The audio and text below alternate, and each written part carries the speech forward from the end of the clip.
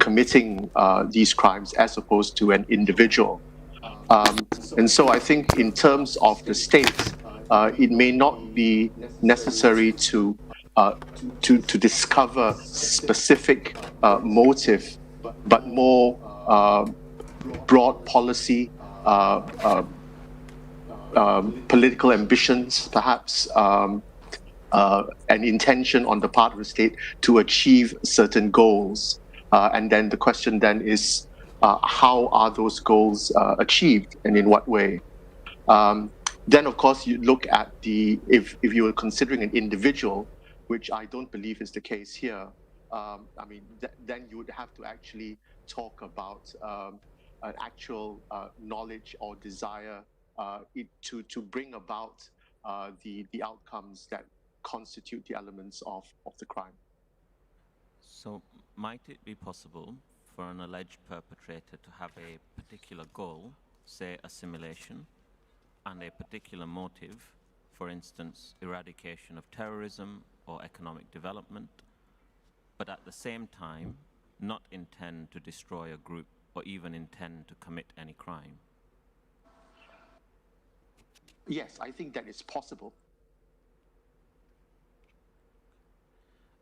You will be aware that in the Packer Diamond report to the tribunal and the New Lines report, the associated New Lines report, there is a view that destroy must mean something more than intent to physically or biologically destroy, notwithstanding some of the jurisprudence in this area.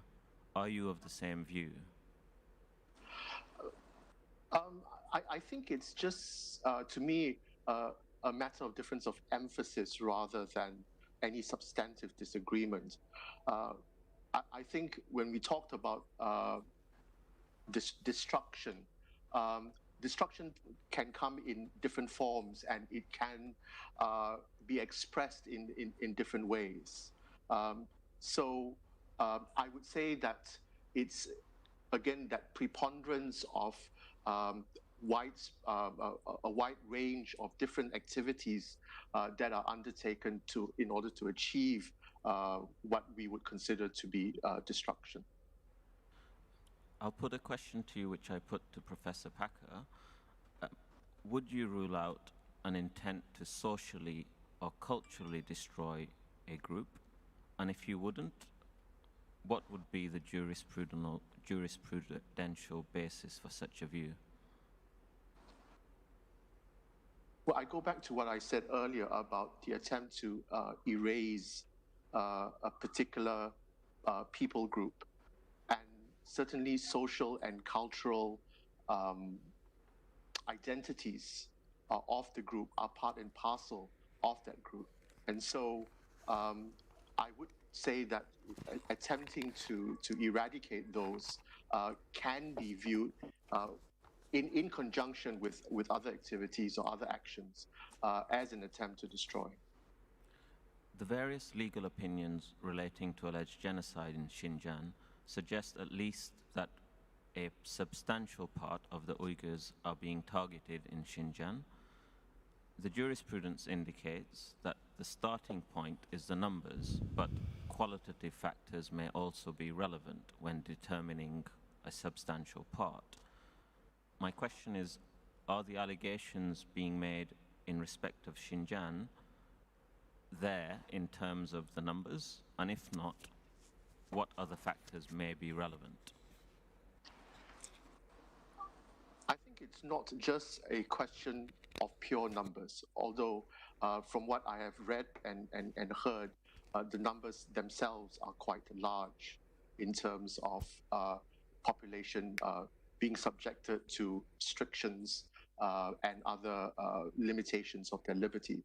To me, substantial could also be qualitative in nature, in the sense that, for example, if you were to identify or single out leaders, whether they be religious leaders, cultural leaders, political leaders, whether they be intellectual leaders, thought shapers, that sort of thing.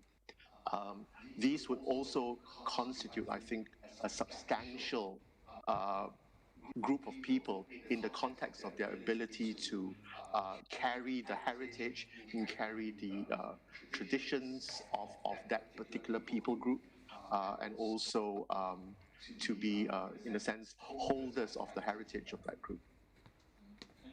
Clarify for us that destruction in substantial part is part of the intent requirement. So it is not actually necessary to destroy a substantial part, but simply that the perpetrator has an intent to destroy a substantial part.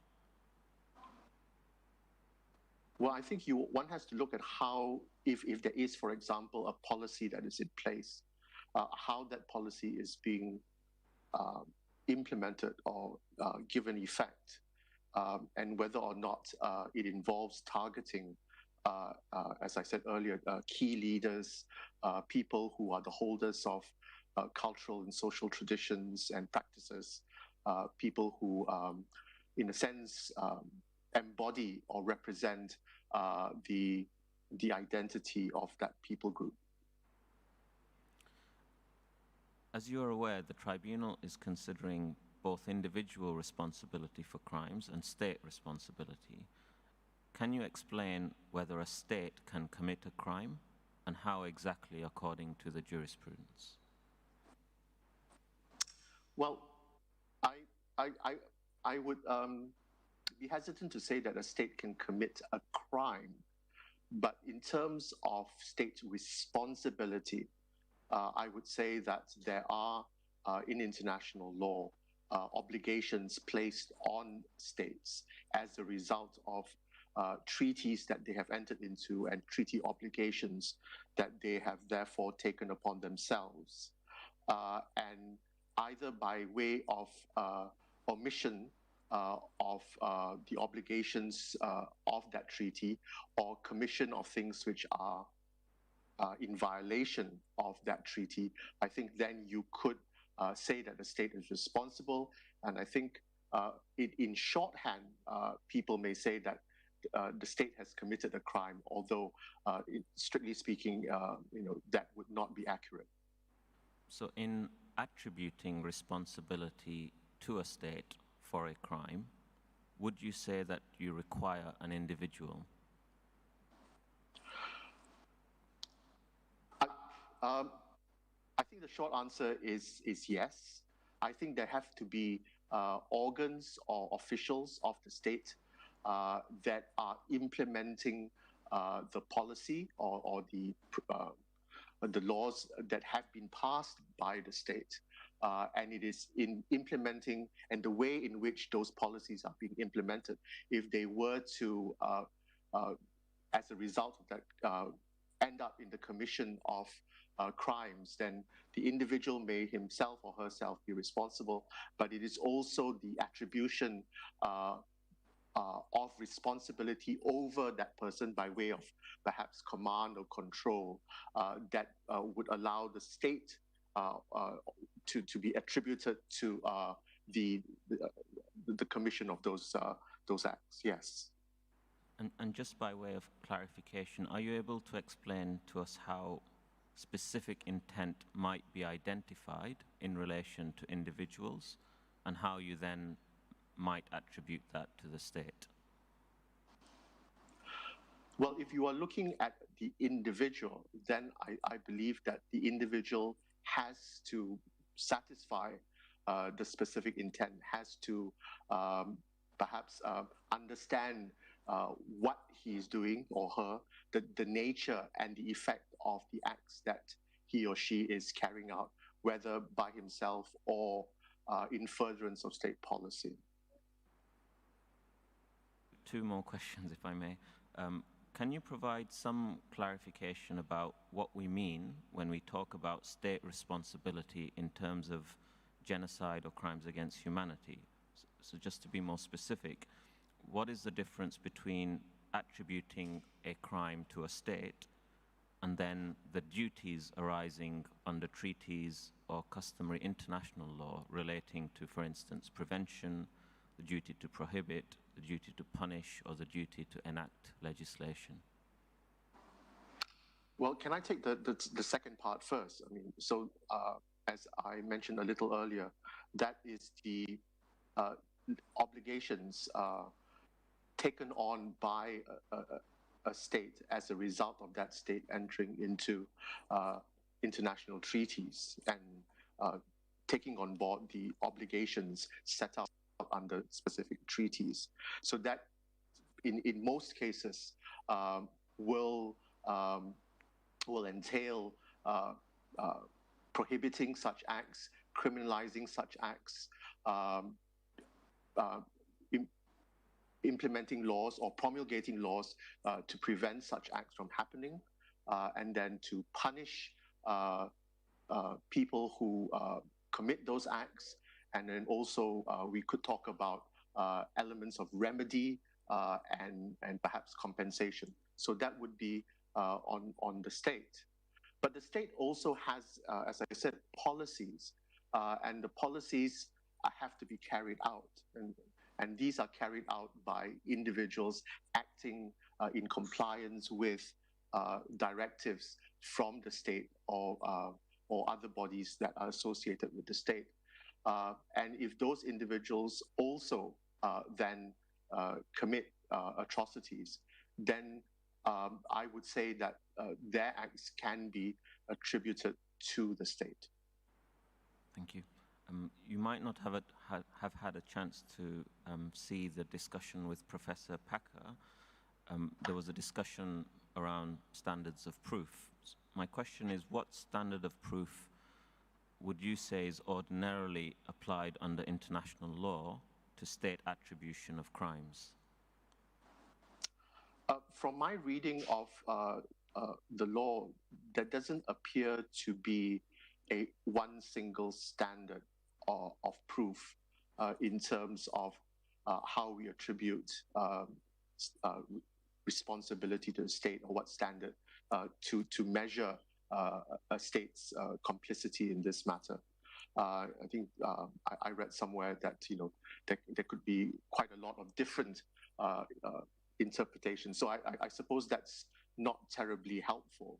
But to me, I think what the tribunal perhaps might consider doing is looking at the overall picture, and to look at different policies, different practices, which in themselves perhaps may not necessarily point to a sufficient degree of culpability, but when taken together and seen as a whole, ends up building a picture, an overall picture, whereby one can see very clearly how state policy is being implemented in a way that results in acts of genocide.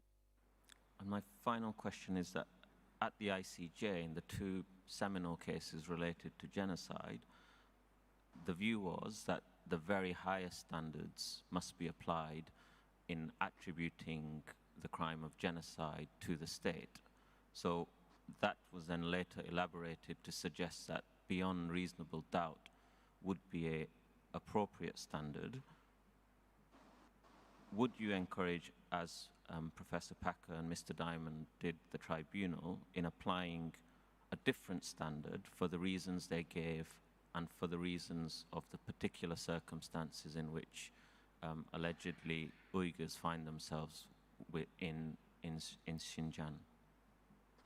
I believe Messrs. Packer and Diamond used the phrase clear and convincing evidence. And as you say, their understanding is that this is something beyond reasonable doubt. I think again, it may be a question of degree as to what you mean by beyond reasonable doubt and clear and convincing evidence. And I would say that I would look really at the preponderance of evidence that is available to the tribunal and to use that as a guide to coming to a decision. Thank you very much, Mr. Koo. I imagine the panel have a number of questions for you. Thank you. Mr. Koo, first of all, by way of full disclosure, you and I first met when you were appointed to the China tribunal that I chaired, investigating forced organ harvesting. That produced its judgment on the 17th of June of 2019 and signed off its written detailed judgment early in 2020. Since then, we've maintained light social contact, but haven't discussed this matter at all until the moment when you were asked, either possibly by me or probably by Mr. Hamid Sabi, to be the a legal expert. Is that correct? Yes, Sir Geoffrey, that is correct.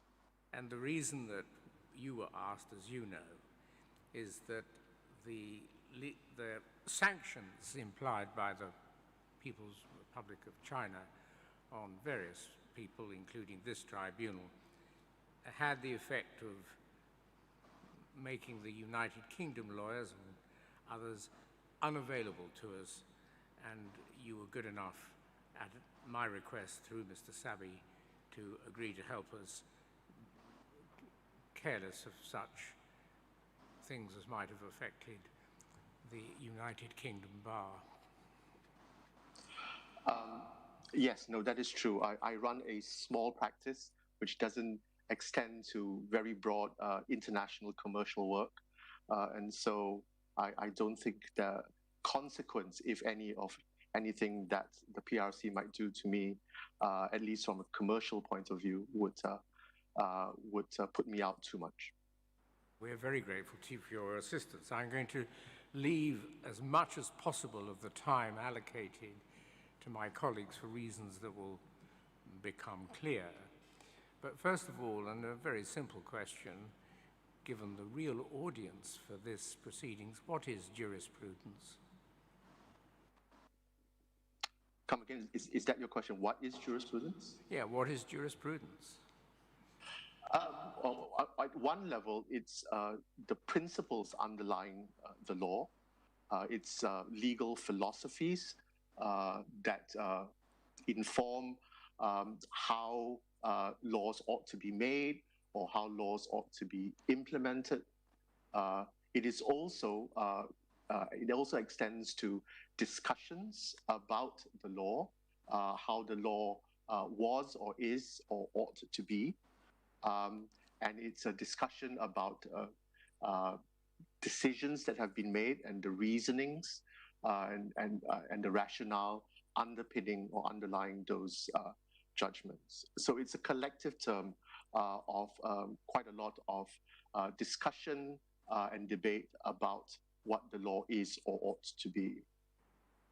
No criticism and every gratitude to you for being able to answer questions that embody such a huge amount of learning, but it's pretty unlikely, isn't it, that the concept of or the content of legal jurisprudence is going to be known to the average non-expert educated citizen around the world?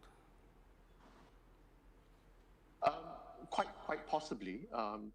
It's not something that an average person would necessarily think about in his or her 9-to-5 job. Be tolerant of the following remark, not of course directed at you in any way, but the following light-hearted remark, that the law and jurisprudence has provided quite a nice playground for lawyers and judges since the start of the ad hoc tribunals for Yugoslavia and Rwanda in 1993. You use the word playground, and I suppose I suppose that is the light-hearted comment that you are making. I think there is a lot of discussion about this area because the whole area of international criminal law has traversed different issues over the years, and I think lawyers and judges and other interested parties are keen to try and work out whether or not there can be a broad and systematic approach to dealing with these different emanations of criminal law by the use of perhaps a set of standards that could be universally applied. And that's where I think the discussion and the debate has centered around. We find from the, well, first of all, another prefatory remark. You possibly know that it was only John Packer and his colleague who were good enough to stand behind their reports in front of this tribunal, and the other three, is it Amnesty, Human Rights Watch, and Essex Court Chambers, didn't. And the American analysis for the American government analysis of their finding of genocide has also not been publicly authored or indeed publicly articulated. So Packer was on his own and the others haven't appeared. Is that about right? I don't have a very detailed knowledge of that, but I assume that to be the case, yes. But just reading their reports, it's clear that there are differences of opinion.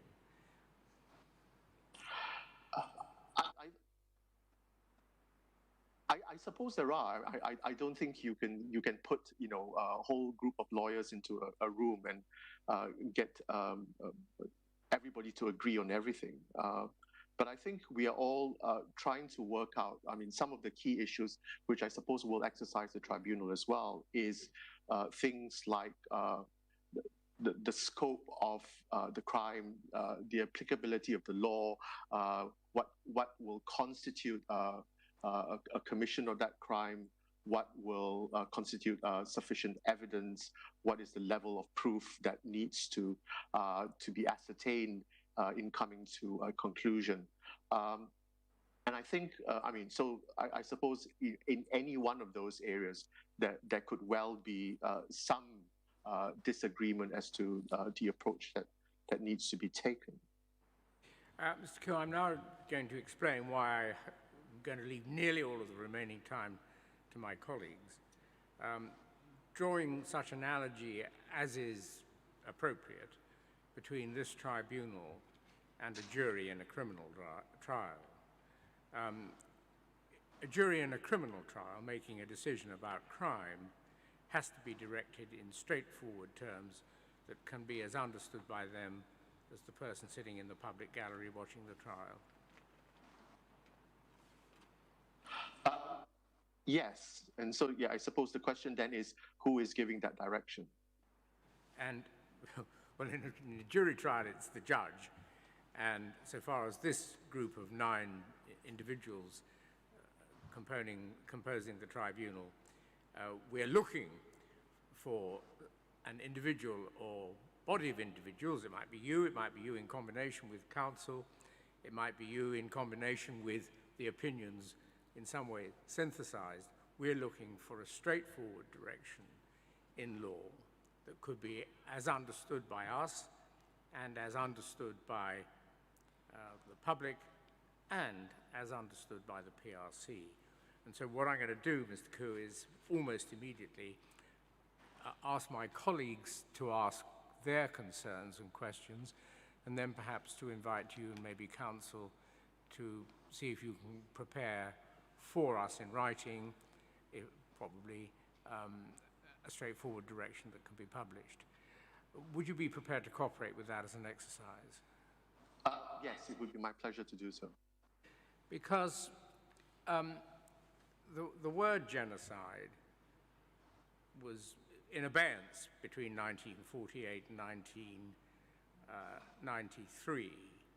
There's been the suggestion that the convention was activated in respect of decisions made about the Kurds a little earlier in the 90s, or the late 80s, but even that is not clear.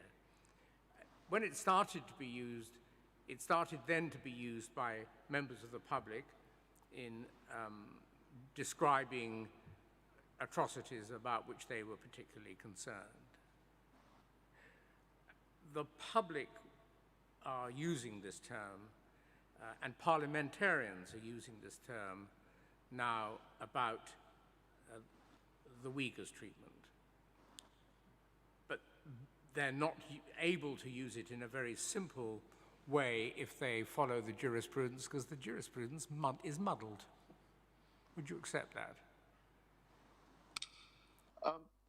Well, I think if we were to reflect, I think one of the reasons perhaps why there was an absence of focus in genocide, as you say, between 1948 and perhaps in the 1990s, was the fact that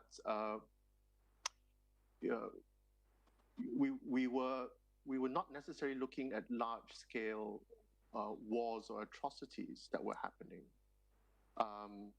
and it's perhaps incidents after the fall of the Soviet Union, the breakup of Eastern Europe, that led to warfare between states and armies, that we began to once again see these atrocities being committed.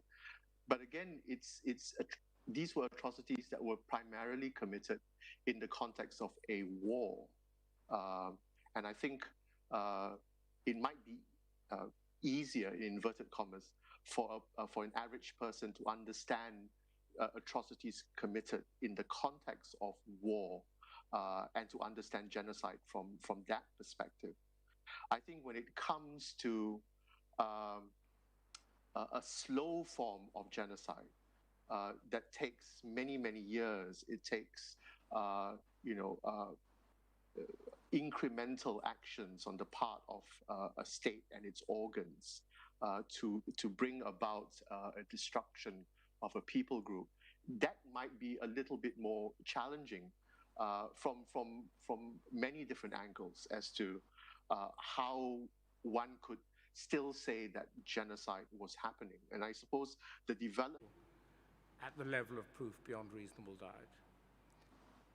That's the way we can show respect and save the PRC from unfairness. And would you agree that it would also most likely fit with the general public view of what genocide is? I think the phrase beyond reasonable doubt is etched in the collective mind of the public, having watched far too many American courtroom dramas, and so that formulation is something that people on balance would have heard of, and I suppose given that it's a criminal trial, then I think people would understand that. The challenge is when you move from an individual to the state, how do you prove beyond reasonable doubt vis-a-vis a state, and whether the state has a mind that directs its actions. And so we have to draw parallels to what would be the mind of the state when it comes to attributing or at least saying that there was a criminal intent. I think that's where the challenge is for the average person. But if, and I'm going to make this my last question, and I'll come back only if there's time with one or two others, but if the tribunal elected to say it would not find genocide against the state unless it found in an individual with power in the state the genocidal intent, then it could be sure it was not being unfair to the People's Republic of China. Yes, I would agree with you. Have to ask. No. Mr. Vetch. Oh, yes, there are some. Thank you for your attendance today. So I'd like to talk about joint criminal enterprise and where that stands with respect to individual responsibility as against state responsibility. So if with joint criminal enterprise, there is a substantial number of people perhaps in positions of state power, provincial or otherwise, and that's, they have positions of decision-making power, if that's quite substantial, does that then become like the state? And what I'm trying to get at, can you have both frameworks operating together? I think the short answer is you can. But I think in terms of this, if you're talking about a criminal act amongst individuals, then joint enterprise would be where people come together and conspire with each other to achieve a certain criminal outcome. And therefore, there has to be a degree of communication, collaboration, and active partnership, as it were. You may not be a partner in the whole thing. You may be only a partner in some of that, but it's along a chain, as it were, that results in the commission of a criminal activity. And so, I suppose the challenge with that, in terms of the state and the individual, is that there may be no such evidence of that kind of active collaboration or partnership. I'm thinking in particular of an individual, perhaps who receives a directive from a state organ or a particular state a body to implement this particular policy. And the question is, by following orders and by implementing those policies, do you actually get a joint criminal enterprise? I think there would be those who would say that may not be correct. So then, if I look at, as you say, certain individuals, you have to ask, and I've been thinking about this for a while, you have to ask whether these people can be said to be, in a sense, the alter ego to the state, that they are in some ways the state. The state being this corporate, entity. There's no one individual that necessarily represents the state. But in certain cases, and especially true of perhaps authoritarian regimes, there may be certain individuals whose thoughts, whose speeches, whose directives take on in a sense, the authority or the imprimatur of the state. And if therefore he, or if it's more than one person, they, in a sense, sing the same tune, as it were, in terms of what policies are and how they should be implemented, then I think you can say that there is, that would be the criminality, as it were, or the evidence of criminality of the state, without necessarily invoking the idea of a joint criminal enterprise. Professor, Mr. Koo, I'm going to, at the moment, ration one question each per member so that we can get the questions out that they're going to want you and maybe the council team to help with in the formulation of a document to advise us. Mr. Vetch, please, one question.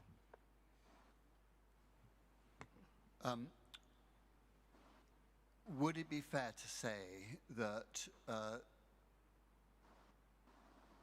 the allegations as made against the PRC in contemplation of genocide are very different from any that have been considered by a formal court, the conventional jurisprudence, since the establishment of the convention? In other words, it is very different, for instance, from Rwanda or Bosnia, and therefore the latitude or the scope for disagreement by lawyers may well be wider, and therefore, in a sense,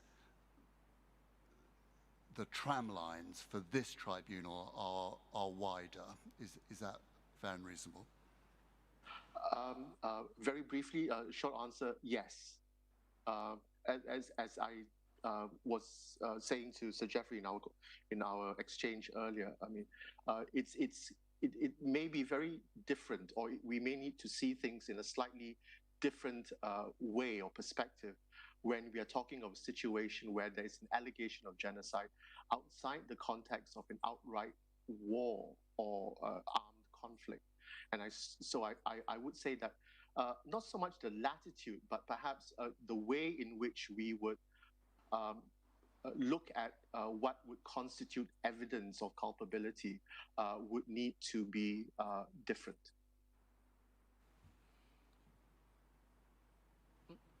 One question.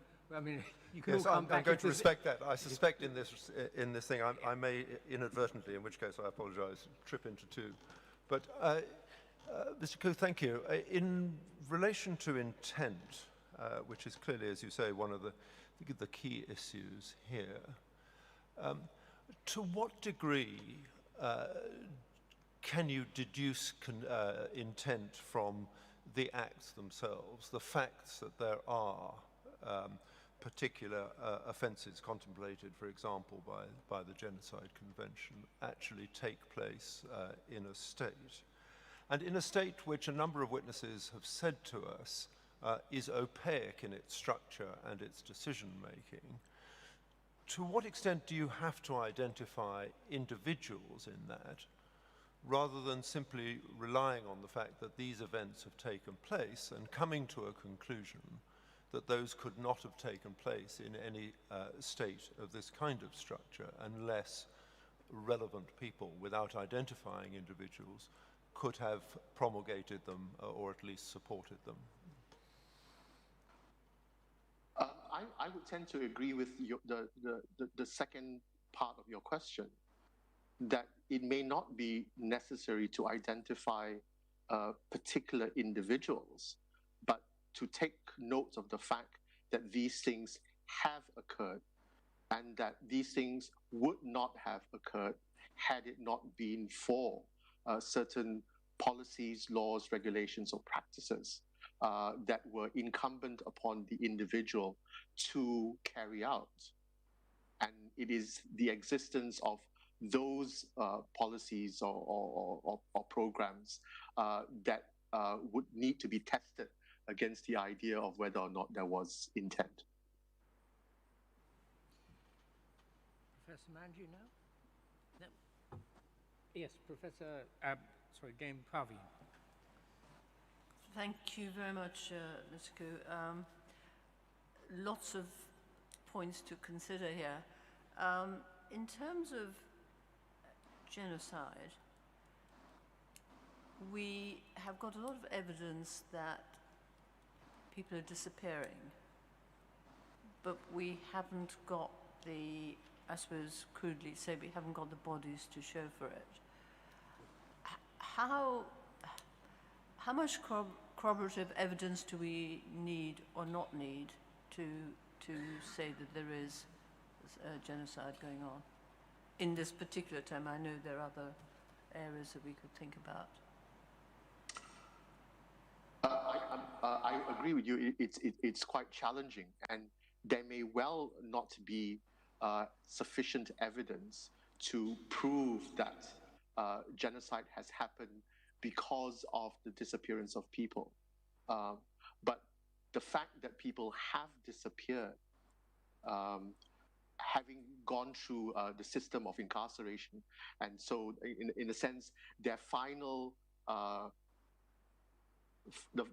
presence was within the control of particular authorities, and then they were no longer seen after that, could be indicative of enforced disappearance or some form of murder. But yes, we will never be able to prove that 100%. But then the whole idea of genocide is not necessarily to look at every particular criminal act and say, is there proof of genocide in this case or in that case? But sometimes we have to look at the totality of the evidence when compared to other acts, and to ask ourselves whether or not there is some form of a program that overall encompasses all these different elements. And it's that preponderance of all that evidence when seen together, that could lead the tribunal to come to a conclusion in relation to whether or not genocide has occurred.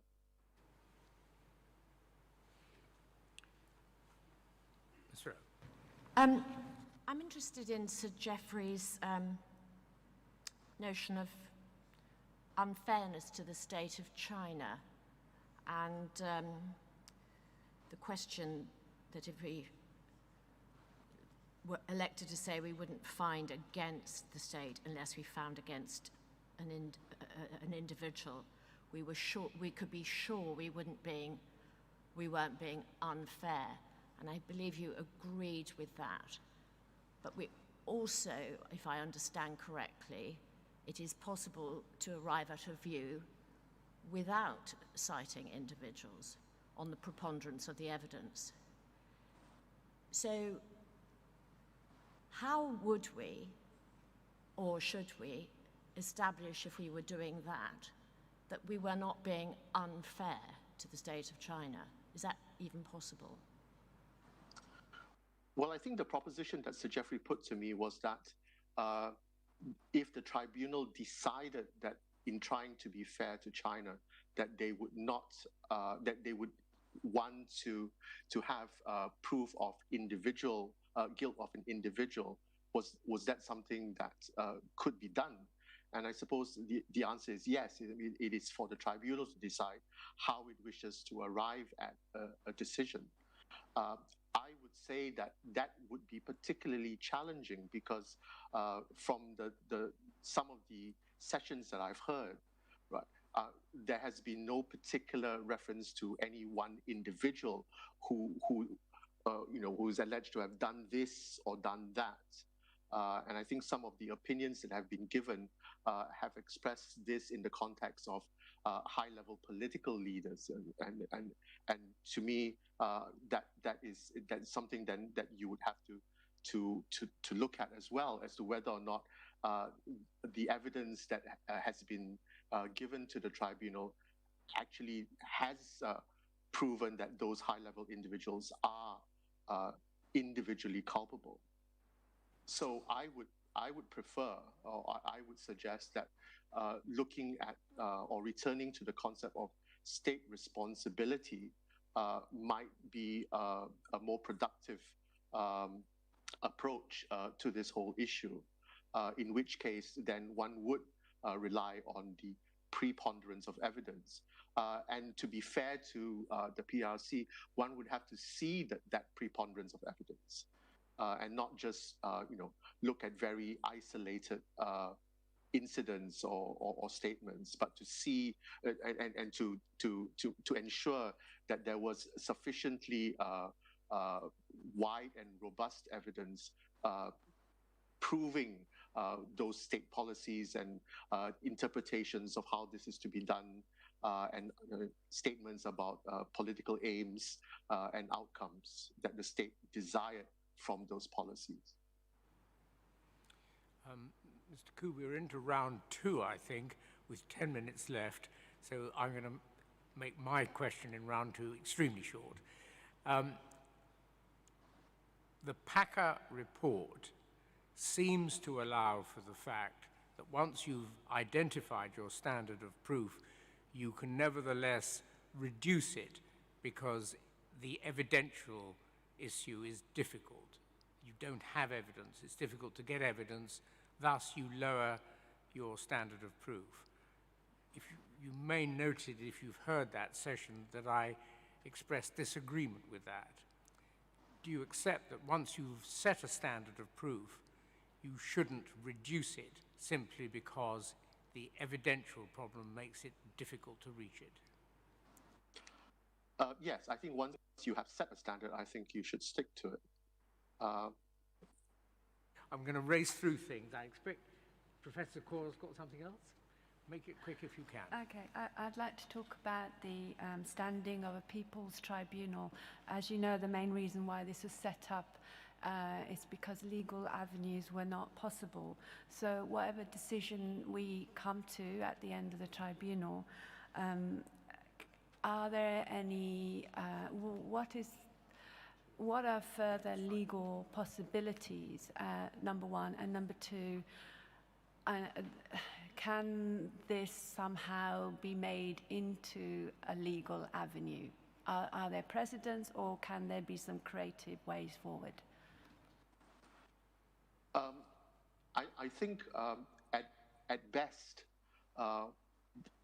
the decision or the judgment of the tribunal will have moral weight, not necessarily legal one. Because if one were to say, well, the tribunal has come to this particular conclusion and we take it to a court, the court will say, well, no, you know, in our processes, we'll have to rehear all the evidence and come to a finding of our own. They would not merely accept the decision of the tribunal and say, well, it's done and dusted, it's proven, we can then move on. So I think the authority of the tribunal's decision, as I said, lies more in the moral sphere, where given the way in which, I mean, and sorry, but just because I'm saying it's moral, I'm not saying that it lacks authority, because of the way in which the tribunal has gone about hearing the evidence, inviting people to come before it, to offer evidence. I think the scope of the evidence and the richness of the evidence that is presented before the tribunal gives weight to any outcome or finding that the tribunal may have. And then that itself can then be used for further activity and advocacy on the part of individuals interested in taking this further. Mr. Fetch. Can I just explore Article 2 with you, please? So the preamble to Article 2 includes the words, with intent to destroy. What it does not say, with intent to physically destroy. My understanding is there is jurisprudence that suggests that it should do. The question is, well, that's a statement and a question. Is it true to say that the various acts, the 5 acts, A to E, can be dealt with separately, i.e. each individual one can be sufficient as a matter of fact to achieve a determination of genocide, assuming that the intent was there? If that is the case, why would, for instance, the words in Article C be included where the words physical destruction are included? And I accept that there's a difference between the intent and the act, but nonetheless, you might think that if it was intended that physical destruction was the only way, then it would have been included in the preamble. Mr. Vetch, I think if you read the jurisprudence, I think there is also a body of thinking that the reference to physical is only in the context of where the word physical actually appears. So, for example, in C, where there's mention of physical destruction, then yes, then that you have to meet that definition. Has there been physical destruction? But in terms of all the others, there may not necessarily be a need to have physical destruction. I don't think you would necessarily have to read the words physical into what they call the chapeau of Article 2, because it's not there, and there's no reason to read physical into those words. And your other question, the way Article 2 is framed is genocide means any any of the following acts. It's not every act. It's so any one. So if you can say for if there is sufficient evidence that any one of those acts has been committed, then you can come to a finding of genocide if it fits within the intention to destroy. Sorry, forgive me, Mr. Jeffrey. So, just to reinforce the point then, if you looked at Clause B of Article 2, where it says causing serious bodily or mental harm, and there is an or there, then by definition, unless there's mass suicide, it's unlikely that the mental harm is going to result in the physical destruction. Is that correct? Yes, and the point is that mental harm doesn't, you don't necessarily have to have physical destruction. Yeah. Mental harm by its very nature is perhaps non-physical in that sense. You've answered that very helpfully.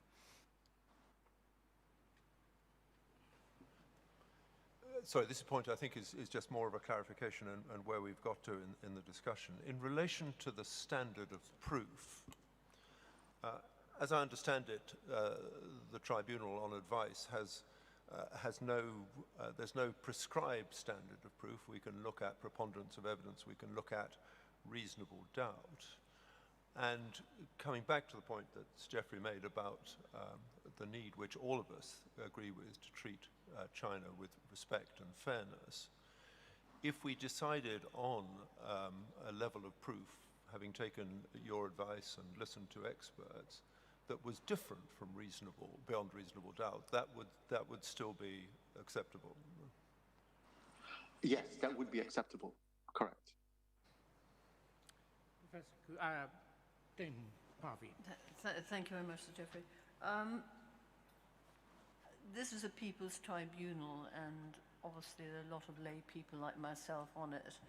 But from a lay point of view, and indeed a scientific point of view, one always likes to hear two sides of an argument. Now, in this case, and one has been fair, one has invited the PRC on several occasions to take part. In a court of law, is the fact that one side is not producing any evidence or lack of evidence considered as being deleterious to the argument, in that they either might be hiding something or just not wanting to take part? How does a court of law look at that? I mean, we talked about intent, and we've talked about a standard of evidence, and we've talked about the proof. Can one come to a conclusion with the absence of one party? The short answer is yes, you can. But it would have to be done with extreme caution. And in a criminal trial, it would be the case that the judge, in some ways, would try to ensure that the evidence, the presentation of the evidence, and the arguments of the prosecution would be fair to the accused. And so the judge may perhaps be seen to be perhaps stepping in sometimes on behalf of the accused to ensure that there is a level playing field, given the fact that the accused is not there, and that you are still proceeding with the trial in absentia, as it were. So, I mean, courts can do that. They are doing that.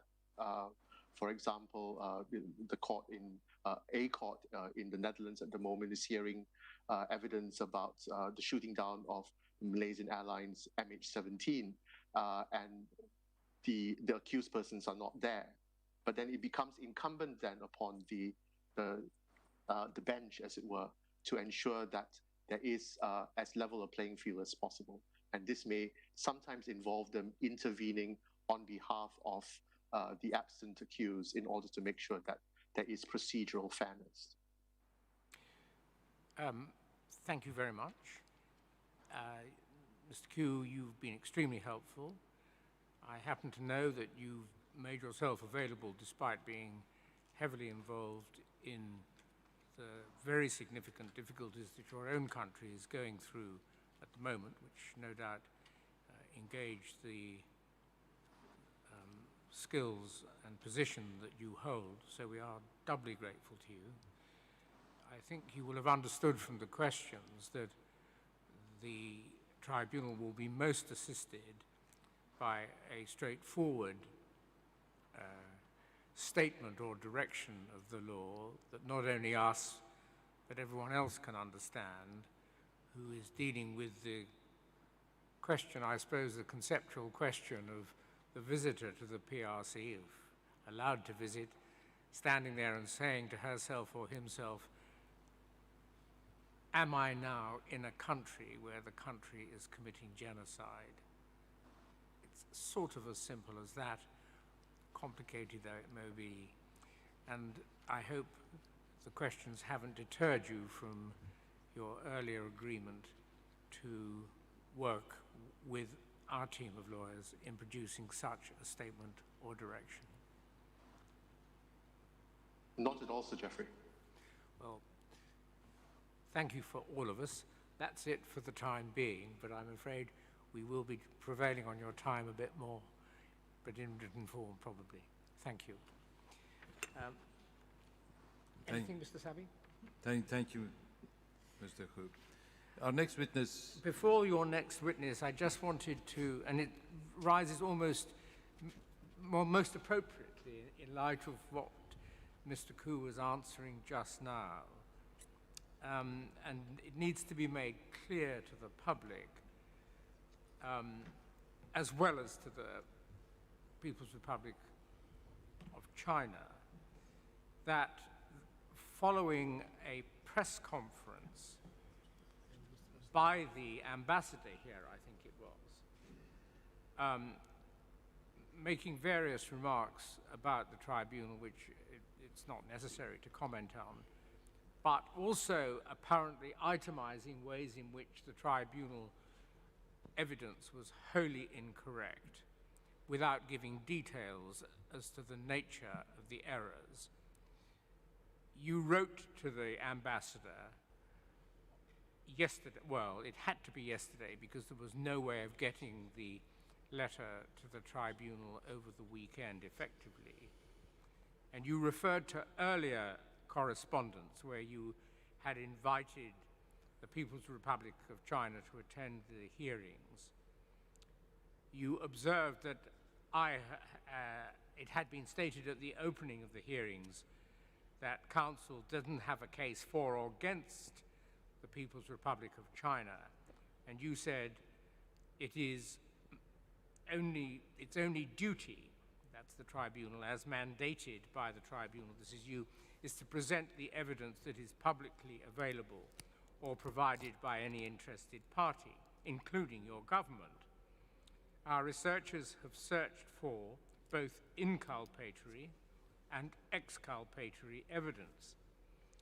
At the request of the chair of the tribunal, I hereby invite you once again to attend the hearings of the tribunal, which will continue until the close of business on Monday, the 13th of September. You may present to the tribunal the evidence that your government believes supports its case, and also provide the tribunal the background and substance for allegations that the evidence so far submitted to the tribunal is fabricated. Have you received any acknowledgement to that or reply to that letter? No, sir. The letter was posted yesterday, but before that we put it as an open letter on social media so Chinese government can see it. As I have explained, there is no possibility of directly delivering that to the Chinese embassy. They would not accept delivery by hand. They would not provide an email address where you can send these statements. And the only way to send this letter to the Chinese government is through normal mail, which wouldn't have got there by today. So we made an open letter and published it. And there is no one here today representing the People's Republic of China. I assume not.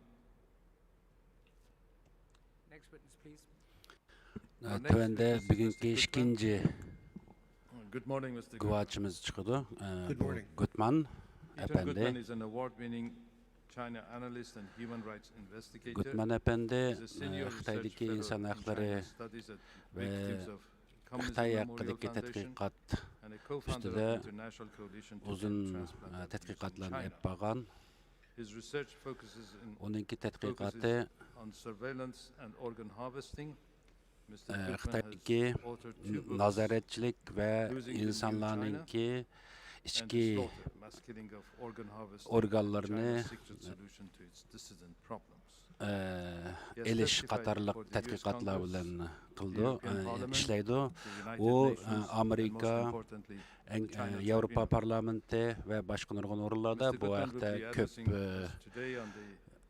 guvalık bergen. Organ harvesting cluster in Aksu. He has previously submitted a report in the first hearing in Yakında June, Gutman efendi özününki yeni tayarlagan tetkikat materyallarını Mr. Gutman, yollap bergen. Gutman efendi sizge 10 minut vaqt berildi. Mümkün bolsa bu PowerPoint'ni açıp bergen bolsanglar. Thank you for inviting me to testify for a second time. Meni teklif qilganinglar uchun ko'p rahmat. Bu ikkinchi qatim bu yerga kelishim.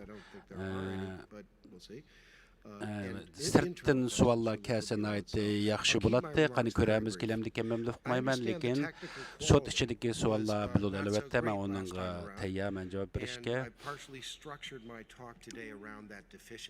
Oldin qatimqi bergan ma'lumotimga asosan bu qatim qisqartirilib va yangi qo'shilganlarni qo'shib sizlarga report bermoqchi. Men naytda qisqa qilib bu masalalarni sizlarga tushundirmoqchi.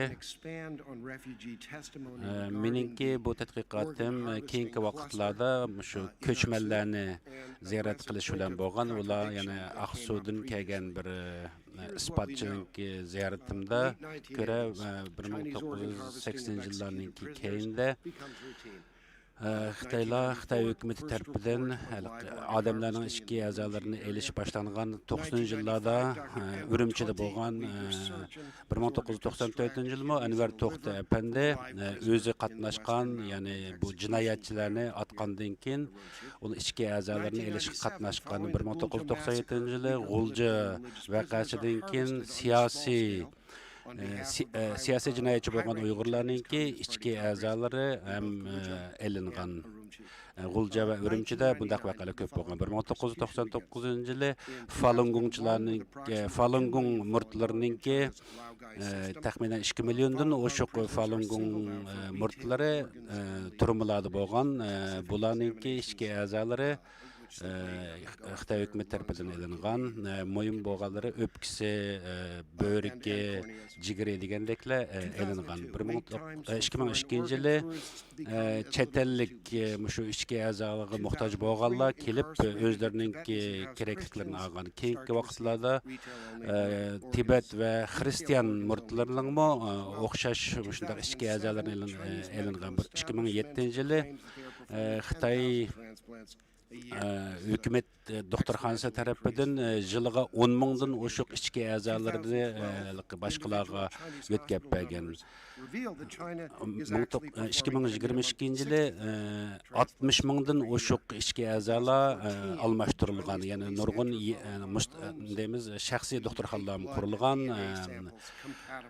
Onundan keyinki vaqtlarda təxəddüm tərəqqi qilib, şu Falun Gong murtlarınınki qan tərkibini sorash qatarlıqlar bilan, yəni tayyorlik qilgan.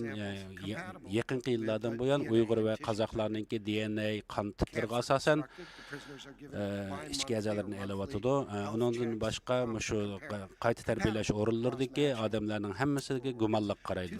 Qarasaq buldu 2017-ci yılı inson ichki haqlarining ichki a'zolarini maxsus to'shiydigan airportlarda alohida bir yo'l bo'lgan. 2018-yili Şinjan Uyghur Abdunum rayonidagi yoki Sharq Turkistondagi the first completed crematorium, which is near Urumqi, hires 50 Han Chinese security guards. 2020, maxsus mushu Uyghur jinoyatchilar bayada 50dan oshiq nimalar turdi ekan, saqchilar nima nazorat qilib turdi ekan, ham bu yerdagi Uyg'urlarningki ichki a'zolarini oldigan bir o'rinlar bor. Hozir men PowerPointni chiqarsanglar, men sizlarga shu PowerPointdagi asarlar, suratlar orqali ko'rsatmoqchi. Men kelay hozir.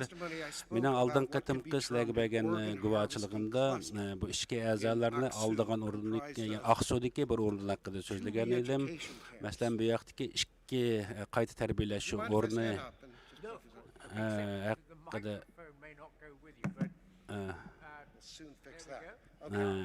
men o'rnimdan turib tushundirsam bo'lamdi degan bo'ldi, ammo mikrofon bilan bo'lmay qolamdi dedi. Bu birsida 30 ming, yana birsida 16 ming, jami taxminan 50 mingdek odam bor bularning ichida tarbiyalanayotgan. Bu birinchi kamp, ikkinchi kamp, bu kampning ichida bu bir doktorxona bor.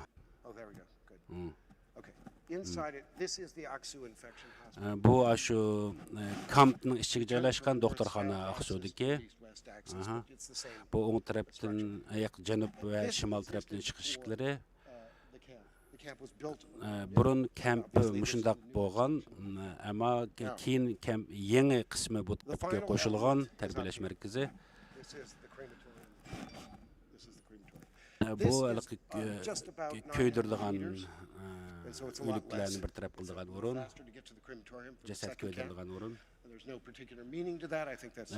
Bundaq bir o'rinlashtirishniki boshqa tushuntirish yo'li yo'q herhalde bu yerda.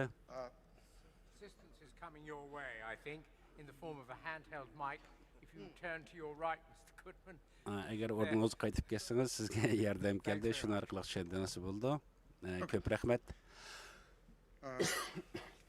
So we have two re-education camps. Biz mushu bir yerda ikki tarbiyalash markazi va yanda bir doktorxona bor. Birinchi doktorxona shu birinchi tarbiyalash markazining ichida. Bu jasad ko'ydirish o'rni. Buningda biz qarasak, maxfiy keldigandek bir yo'l bordek ko'ralaymiz, ya'ni udilkagini bo'lgan. Ham bu odam jasad ko'ydirish o'rni Aqsu daryosiga yaqin bir yerda.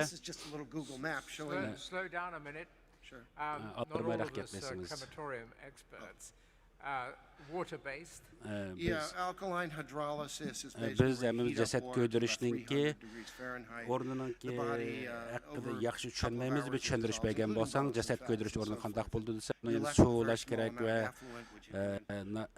shu ko'ydirgandan keyin bir taraf qilib ko'p bir nimalar bo'lish kerak, ya'ni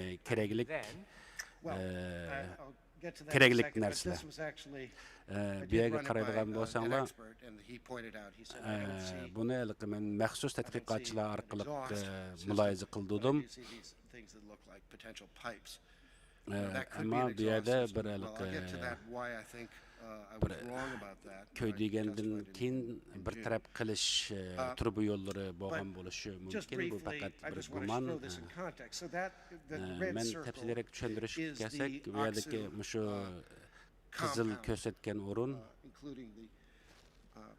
including the crematorium and the camps. Shu jasad ko'ydirish o'rnininki nimasi ham shu yoqdan shu ceset köydürüş orni ve şu terbiyeleş kursudan Aksu Airport'a beriş aydırımga beriş için tahminen 20 minut 30 minutça vaqt ketidi. Aksu Airport aydırımızda adamlarninki şu içki organlarını toşuyduğanga alayda maxsus yeşil yol açılgan. Sen şu toğırçada birer resimlerin var mı? Sen degen şu yeşil yol degenin to'g'risida bormi deb so'radi. Mana men meyali birisini ko'rsatdim. Bu Qashqarda yoki Urumchida bo'lishi kerak. Mana mushundaq bir yo'l alayda maxsus odamlar ichki a'zolarini to'shiydigan alayda bir yo'lni baqilgan. Buningda bu yerda ko'p vaqtlarda Uyg'urcha yoki Arabcha yoki bo'lmasa Xanzucha yozilgan xatlar bor. Manada inglizcha bor ekan. They say it in Chinese as well, in Chinese characters. So this is a fairly quick drive. Bu nayda tiz bağını bulduğun bir yol, yani airportqa. Turma şu doktorxanaga bağlıq. Şunun içinde yoki bo'lsa. Biz Falun Gonglarninki ichki a'zolarini olgan tadqiqotimizni qarg'a vaqtidagi mushundaq o'rinlashtirishlarga selektiv tadqiq qilib baqsaq bo'ladi. But I will say there are provinces that are adjacent to East Turkestan. Bu Sharq Turkiston yoki Shinjongda bo'layotgan. As I acknowledged back in June, similar all-inclusive clusters like the one I've just shown you like this in our 6 ayda tushundigimga selektivga vaqtida So at the risk of going too far into the Aksu weeds, I interviewed two Aksudagi witnesses in Turkey and I believe their testimony is germane. Kamplar to'g'risidagi ham mushu jasad ko'ydirishlar to'g'risida men Turkiyaga borib ikki Uyg'ur bilan suhbatlashdim. Buning ichidagi birchi 99-yildan 2004-yilgacha turmada yotgan bir kishi ekan. Men bilan suhbatda bo'ldim. A 5-minute drive from the current Aksu compound, just a little bit inland from the river. O vaqtdagi turmuning o'rnimi taxminiy mishadan 3-4 kilometrga kelgan bir o'rin ekanligini dedi.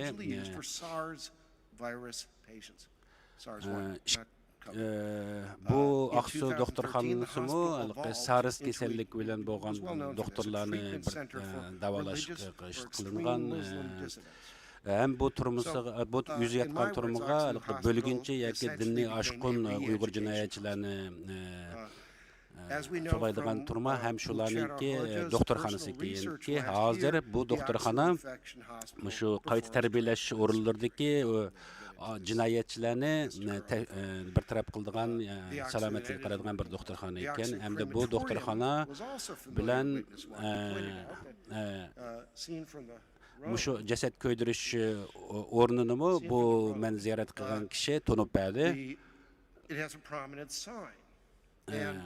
Hem şu yerda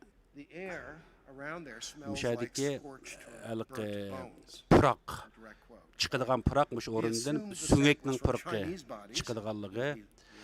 Bularni aslida bular asli o'ylaydi ekan, bu yerga ehtimol Xanzularninki jasadi bo'lishi mumkin deb o'ylaydi ekan. Chunki Uyg'urlar o'ligini ko'ydirmaydi, Xitoylar o'ligini ko'ydirdi, shunlashqa shuna deb o'ylaydi ekan bu aslida.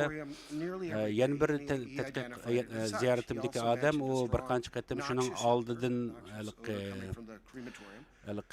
mashina haydab o'tgan vaqtida u yoqdan kelgan g'ayri bir xil puroqlarninki nimalarni aytgan chiqadiganligini. Biz hozir bu yerda bir chiqayotgan tutunning nimasini ko'rmasakmi? Chunki tutunning chiqmasligiga sabab bu yoqda suv bilan ko'ydirilgandan keyin suv bilan bir taraf qilish texnikasi qo'llanilgan bo'lgan bo'lishi mumkin. Bu gaz bilan ko'ydirilgan, qanday ko'ydirilgan bo'lsa, uni bir taraf qilish uskunalari bo'lgan bo'lishi mumkin. Shunlashqa bo'lmaganda bu ko'ydirish, jasad ko'ydirish көйдіріш азырқы техникасында бұрынғы селештоғанда 8 қытым тіз болды екен. Мен азыр бір yerде неміс үшін бұндақ тізләштөгелік тоғрысында толық ісpat көрсетіп беремеймен неміс үшін болғанлық хақында. Әмма немі мақсатта мұшындақ тіз көйдіріш техникасының қолданғанлығы, қанчылық адам көйдірілғанлығы тоғрысында мен тәпсілі өшіріп беремеймен. Әмма мен бұның айты қызыққан бір мәселе, неміс үшін мұшындақ болдығанлығыны сілерге қандақ ұқмаймын, әмма мен үшін айты мұйым бір мәселе. Ең бір тараптан мен өзім түшендірсем, яки мен мүмкін қатар сорайыз тоғры келеді. Әдірінсініңкі ұйғыр аялларыны қысырлаштырыш, әм ondan keyingi bu planlıq toğut haqqıları toğrusida ondan Uyghur adamlarınki bu işki əzalarını başqalarga 500 min pound iqtisadi bir income yoki payda kelib beradi. Meniki so'raydigan bir savolim in a decade or two we may be growing organs or 3D printing them. Bundan keyin bir ichki a'zolarni bir taraf qilish haqidagi bir nimani ko'rsatmoqchi PDF and they're turning a local profit at the same time. Bu yerlik millatni yo'qotish, Beijingning yo'qotish siyosatiga foydasi bo'lishdan sart, ya'ni yerlik hukumatningki pul tepish uchun bu muhim bir manba. Uyg'urlarningki ichki a'zolarini masalan o'layotgan yoki butun Uyg'urlarningki 5%ningki ichki a'zolarini oldi deyilsak, bu bir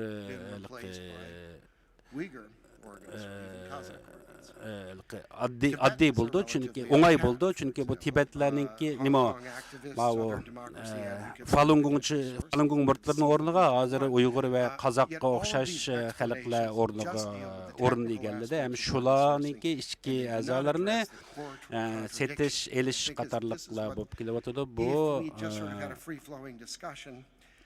this is where the original question may have led and what it may have been driving at. The fact is there is a massive contradiction. Bu yerda amaliyotda bu yerda Jungo Kommunistik Partiyasininki mushu ichki a'zolarni majburiy elish siyosati ham vaqaligi bo'lyotdi. Bu vaqaliklarning hammasi Xitoydagi turmalar yoki mushtaq tarbiyalash kurslarida bo'lyotdi. Men buni doim o'tirib qo'yib kiryapman. Meningki Xitoy haqidagi tadqiqotim, u men Xitoy tadqiqoti bo'yicha men kasbiy tadqiqotchi emas, ammo men uzun yillar burun Xitoy tadqiqotchilari bilan ko'p suhbatlarda bo'lgan. Xitoyningki iqtisodiy manbalari yoki bu ishlarni qildiganlarning asosi hukumatningki bevosita iqtisodiy yardım, iqtisodiy maoshini oladi. Ammo eng muhimi mushu Jungo meditsina sohasida salomat ham kuchlik to'g'ri bo'lgan ichki a'zolarni tayyorlagan bo'lishi oldingi shart. Hozir shunlashqa bu doktorlarningki qildigan ishi to'g'ri sağlam bo'lgan ichki a'zolarni chet ellik mushundaq ichki a'zolarni kerak qiladigan bemorlarga tayyor qila oladigan bo'lish bir sharoitni shakllantirish kerak. Xitoy mushundaq bir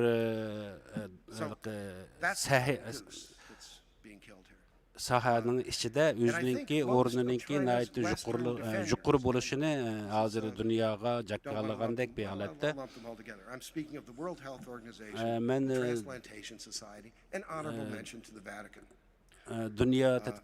dunyodagi masalan Vatikan va boshqalarga o'xshash munosabatlik o'rinlarningki bu to'g'risida ifoda bildirishni umid qilganligi.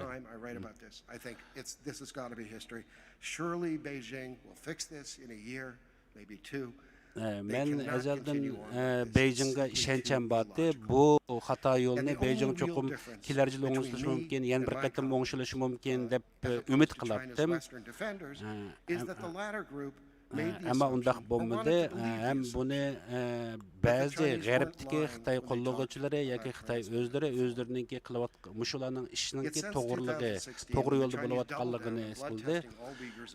2016-yildan boshlab 12 yoshdan boshlab Uyg'urlarninki butun Uyg'urlarning, ya'ni 12 yoshdan yuqorilarninki qon tarkibini tekshirish va nayt yuqori tekshirishlarni yapadi. Hem mush vaqtlarda o'zi xolab o'zining ichki a'zolarini berdiganlarning soni nayt dramatikli bektiz yuqori bo'ldi. Bu birlikki anormalchilik. Ammo mush bo'layotgan ishlarning hammasini g'arbdagi Xitoy qo'llovchilari meni doim besib keldi. Ammo men har doim bu masalani oldiga ittirib kelyapman. Qandaqla bo'lmasin, meningki demoqchi o'g'lim buni nayt qonunliq ham to'g'ri bir yo'l bilan bir tushuntirilish kerakligini hem yazık arqılıq talep qılıman. Yani bu tədqiqatçılarning hammasi müşahede məslenge meningki tədqiqatım boyunca bazılarını mening intervyu qilgan adamlarım müşahede var. Nurgun misallarını men ko'rsatib bera olaman. Bu yıl, bir yıl içinde Xitoy 50 ming ichki a'zoni almashtirib bera oladiganligini e'lon qildi. Ham bularning hammasi o'z ixtiyorligi bilan o'zining ichki a'zolarini so'qqigichilar deb e'lon qildi. Bugun night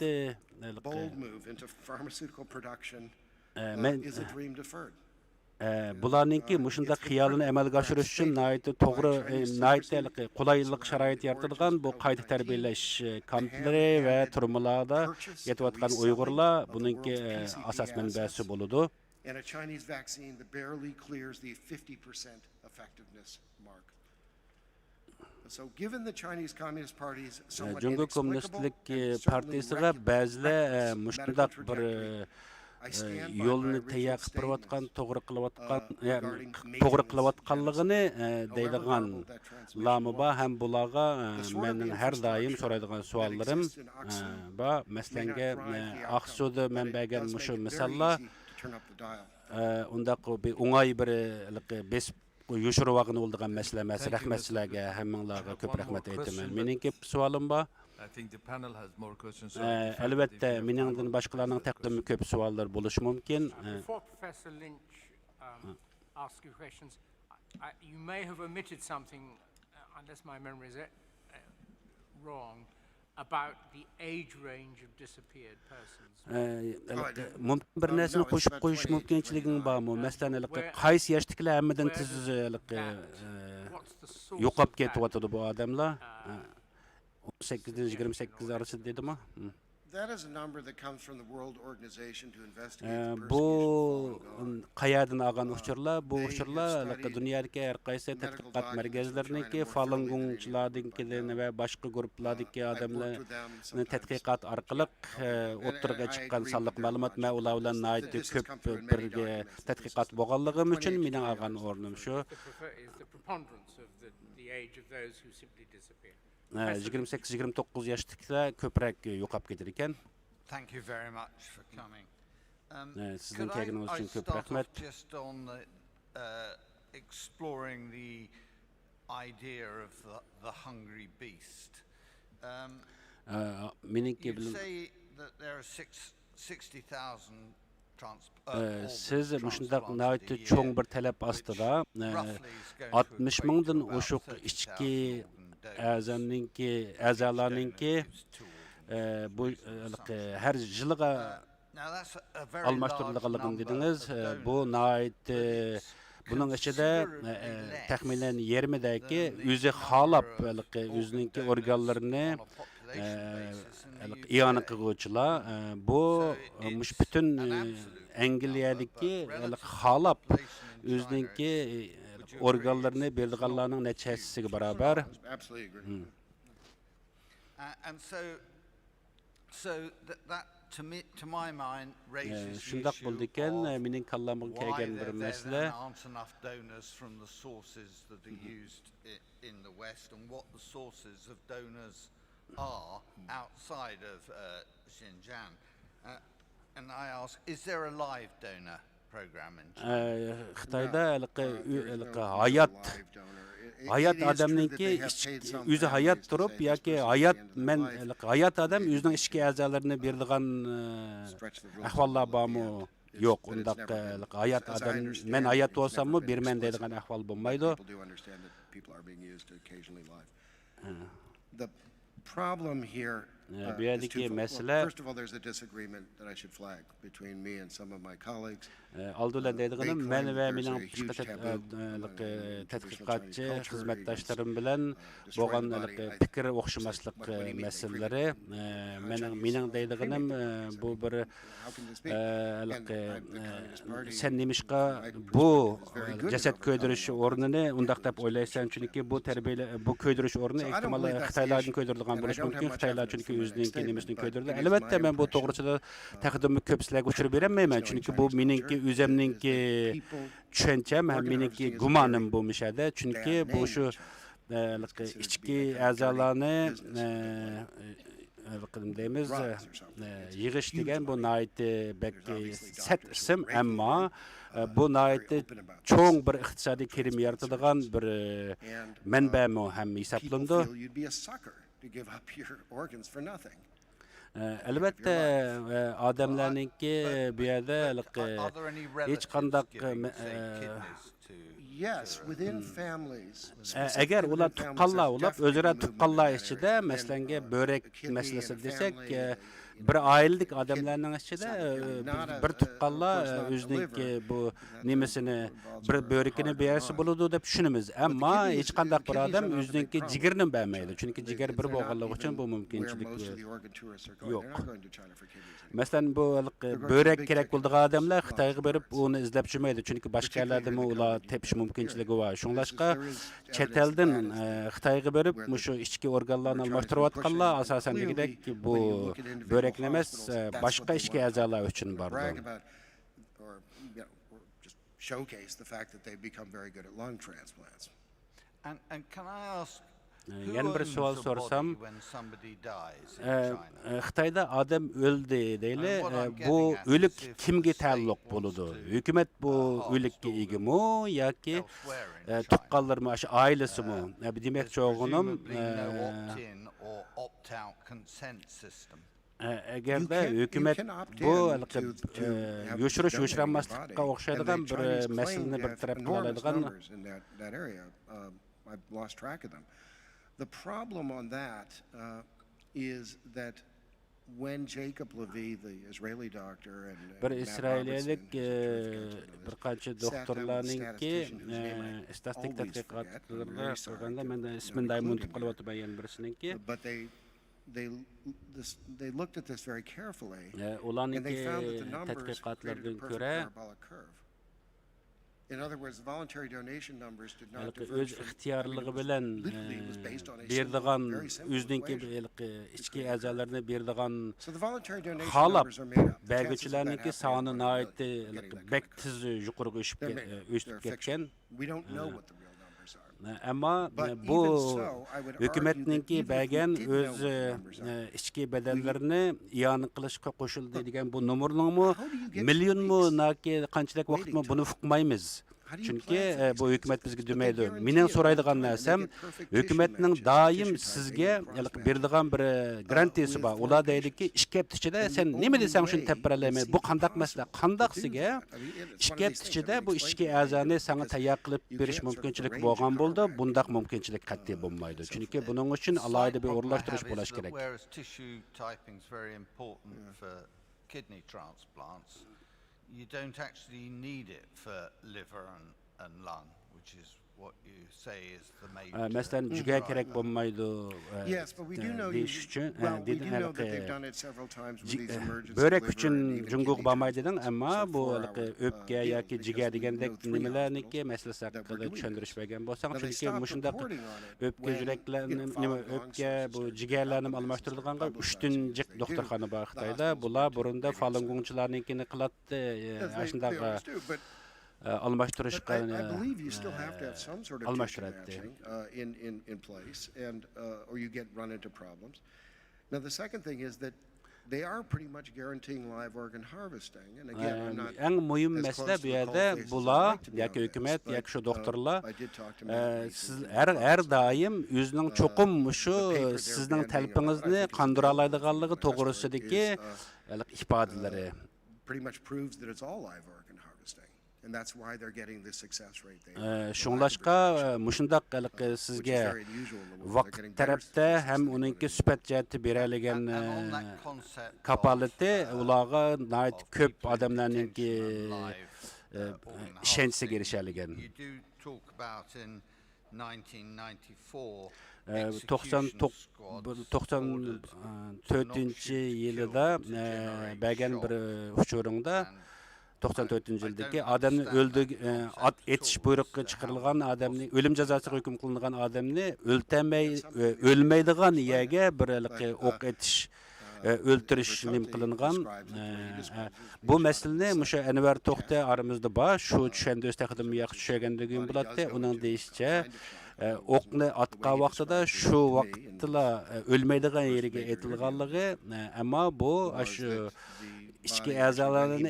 evlişqa bir vaqtninki yetidiganlığı vaqt yetişidigan bir şərait yaratdidigani atqa vaqtidimu çünki bundaq vaqtida içki əzalarını kesib elish üçün kesken vaqtida adam təx his qila alaydı keskenliknimi to'liq ölməganligi üçün normalda məsələn bir toşqanni ötdəgən vaqtida adam toşqanmı özünü qarşılıq göstərdi bundaq əhval astida adam sezildi amma qarşılıq göstərməydigan bir xil holatda etildi.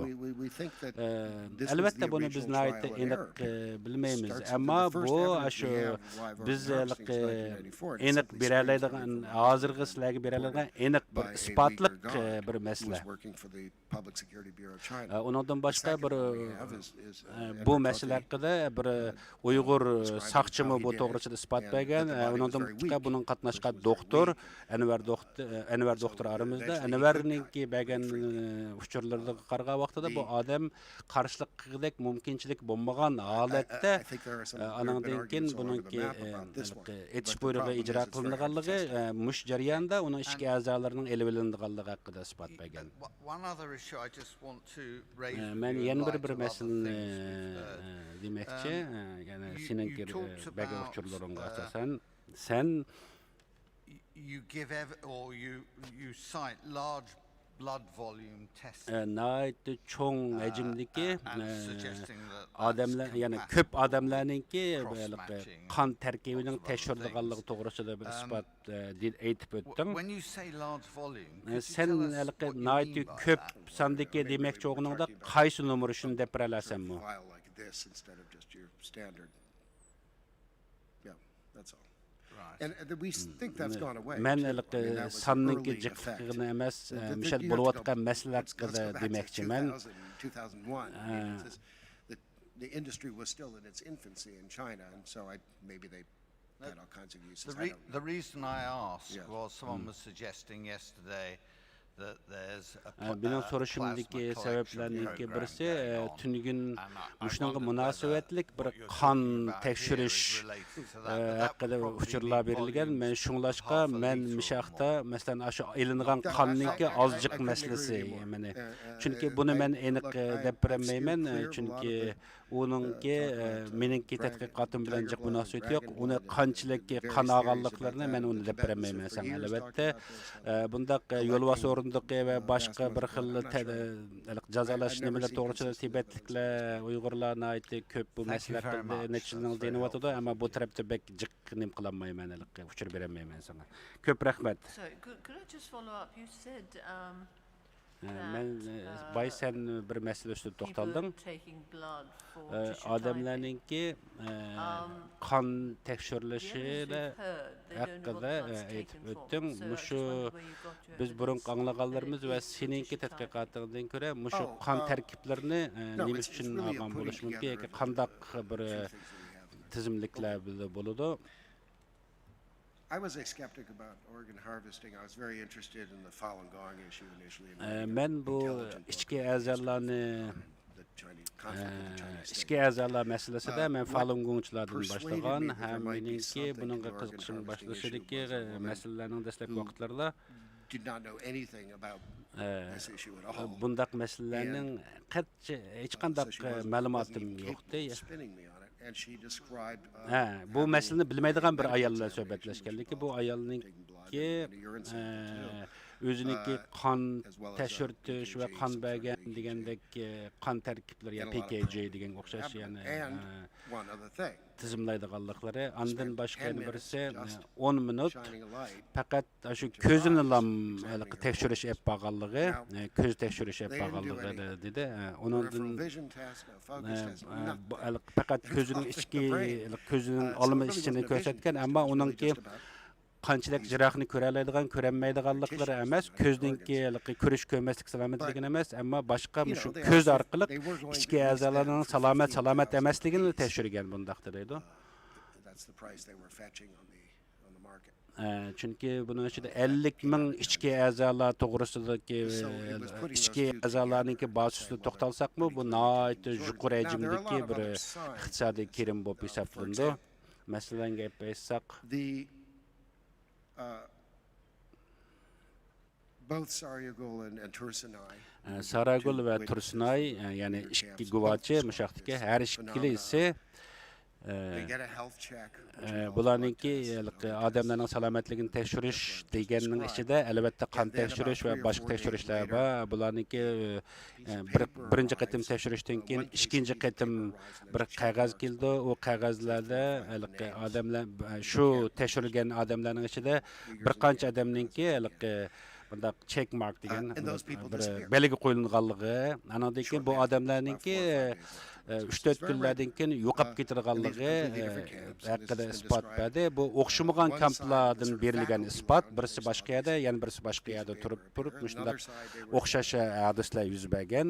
Yana bir narsa, ba'zilarga qo'liga bir xil bilezik o'xshash bir narsa qo'yib qo'ydi ekan, sep qo'ydi ekan. Ularninki yashini suratga boqsam, bularning yoshlari 28-29 yoshlar bo'ladi. Bular ba'zi kunlari shu yarim kechalarni yo'qolib ketadi. Boya siz aytgandinki, shu kan tekşürüş meselesini yapaysak, insan haklarındaki tədqiqatlarının bəzi uçurlardan görə cheek swabs to get DNA. Yani DNA nimelerin eliş, hem bu DNA eliş nazaret uçurlarım degenge mən anç qoşulup ketmeymen, bunun başqa səbəblərim var. DNA cross matching degan ikki odamga bek moslashmaydiganligi to'g'risida Kaliforniyadagi bir ayol tunigun naiti kesbiy javob berdi. Masalan, men ishlamaymanki, bu shundaq narsa.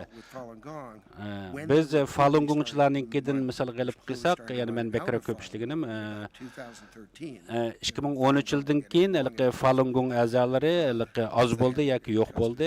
Uningdan keyingi vaqtlarda shularninkini yana o'xshash, ya'ni ko'zini tekshirish ham qon tekshirishni olib borgan. Bu yana o'xshashlar bu yerda yuz beryotdi. Shunglashqa meningki gumonim shu Xitoylarning o'xshash ishni qilayotganligi, yana birisi Xitoy hukumatiningki bu organlarni almashtirishga vaqtini tezlashtirganligi masalalari mening gumonimni paydo qiladi.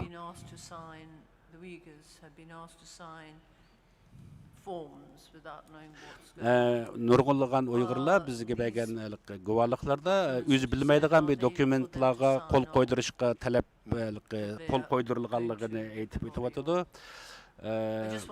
Sence bu qog'ozlar mumkin o'lgan odamlarningki nimasini jasadini qaytarib bermaydigan uchun yozilgan narsami? Sen qanday qaraysan? Men uni uqmayman albatta. U nimaga qo'l qo'yganligi menga ma'lum, men uni bilmayman. Chunki men desammi, baribir ikkinchi qo'l erishgan uchurlarim deyman, men buni degim yo'q bu yerda hozir. Xitoylar shunday organlarni elish masalalarida 2008-2012 o'limga hukm qilingan jinoyatchilarnikini og'anligi to'g'risida tadqiqotlarimiz bo'lgan 2014-2015 yillar kelgan vaqtida we're not going to use, they said to the West, we're not going to use prisoner organs. Chet-elliklarga biz ichki turmdemiz jinoyatchilarningki ichki a'zolarini ishlatmaymiz deganda chet-el medialarga e'lon qildi, ammo Xitoy nimalarda medialarda bo'lsa jinoyatchilarni o'zi xohlab o'zining ichki a'zolarini berganligi to'g'risida chiqqanligi to'g'risida xabarlar berilgan. Bu Falun Gonglar yuz bergan bo'lsa, hozir Uyg'urlarninkida bo'lishi ehtimollik nihoyatda yuqori bo'pmi? Bugungi kunda shu kamp va turmalarda nihoyatda ko'p Uyg'urlarninki so'linishi men ishonaman, chunki bularning ba'zilari ehtimol jinoyatchi, yarmini jinoyatchi desak, yarmi jinoyatchi bo'lmasligi mumkin. Buningga bir qonunliq bir nima ko'rsatilish kerak, ya'ni material shunglashqa bu ispat ko'rsatish uchun masalan bu turmadagi jinoyatchi yoki bu kishilar o'zi bilmaydigan, tushunmaydi buni yozgan xatning nimaligini tushunmasimi, garchi qog'ozga ekilib buningga qo'l qo'yilgan bo'lishi mumkin. Chunki agar shunday so'roq savollar bo'lgan vaqtida shu jinoyatchiniki o'zi xohlab berganligi to'g'risidagi bu isbotlarni ko'rsatishi mumkin. Albatta bir Uyg'urdan so'rab sen o'zing ishga a'zolarini shunday beramsan desa, u yoqda ish tabiiy. Men eng oxirgi bir savolimni so'rab olay. Could there be another alternative explanation that they're doing research on and collecting a data bank for DNA? Biz mumkin qadar shu Xitoylarning qilgan DNA databasini elish mumkinchilik var. Albatta bor, bu to'g'risida mumkinchilik qildi. Men bir qancha 3 doktorlar ko'rishib baqdim. Ular 99-yildan boshlab bu masalada Sharq Turkistonda nihoyatda chuqur tadqiqotlar yapganligi, bo'pmi 99-yildan boshlab Uyg'urlarningki qon tarkibini tekshirishninki doimlik bo'lganligini aytdi. Men nima ish bunday qildi deb so'ragan savolimga bu birlikda biologik qurol yarog' ishlab chiqarish mumkinchilik bo'lgan bo'lishi mumkin dedi. Ham genetik yo'qchi xarakterli qurol yaroqlar ishlaydiganga albatta men buning hech qanday isbotim yo'q, ham men shunday deb qaramayman. Bu narsa bir narsa deb qaramayman men sana. And I know Mr. Sabi had a question. Mr. Sabininki bir savoli bor, undan keyin boshqalar so'raydi. Men bir narsani nayt qo'rqinchli bir narsani deb qo'ymoqchi, men qo'rqayotgan bu yoqdagi men ko'rgan yeshil yo'l, ya'ni alayda chiqib ketish yo'li airportdagi meni bek vahimga solayotdi. Yani birisi 24 minut ichida shu airportga berish Arlıqның 24 minut bo'lishi degan mushularning hammasini sen o'zaro neg aeroplanlarning neg Aksu Airport mainly goes to, you would have, if you want to take something to Saudi Arabia, for example, Aksu Airport'dan mumkin bevosita Saudi Arabiyaga berish mumkinchiligi borligi. It is an international Urumchi orqali Ürümçiden Saudi Arabiyaga qancha vaqtda berish mumkinchiligi bor.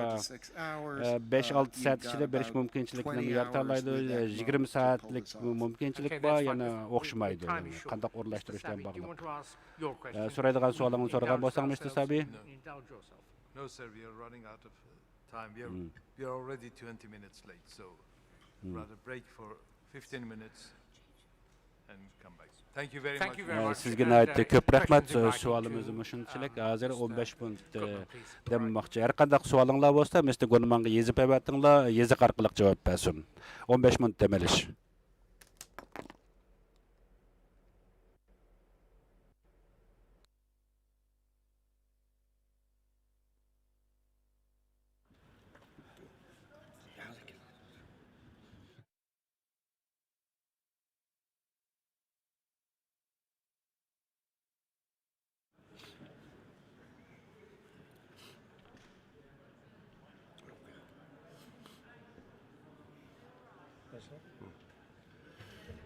Assalamu alaikum.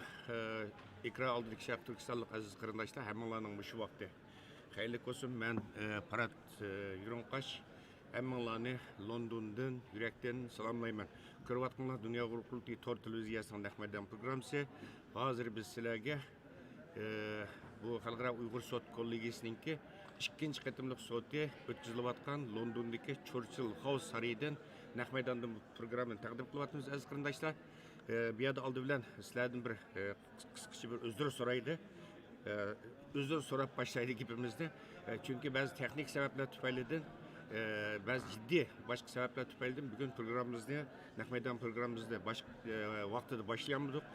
Bu sababdan ekran oldidagi bütün aziz ko'rmanlarimizdan uzr so'raymiz. Aziz qarindoshlar, dastlabdan biz degan to'q boshlagan vaqtida biz sotninki simliq internet nimasi orqali emas, bu Nahmadan programmasini simliq bağlantı orqali emas, ulanma orqali emas, Nahmadandan bevosita taqdiyotyapmiz. Shu zalda turib, uning uchun bexatarlik nuqtasidan her kuni biz internet bağlantısiningki maxfiy nomerini her kuni shunday qilib baxtiyor efendim, her kuni elishga, udulliq elishga to'g'ri keldi.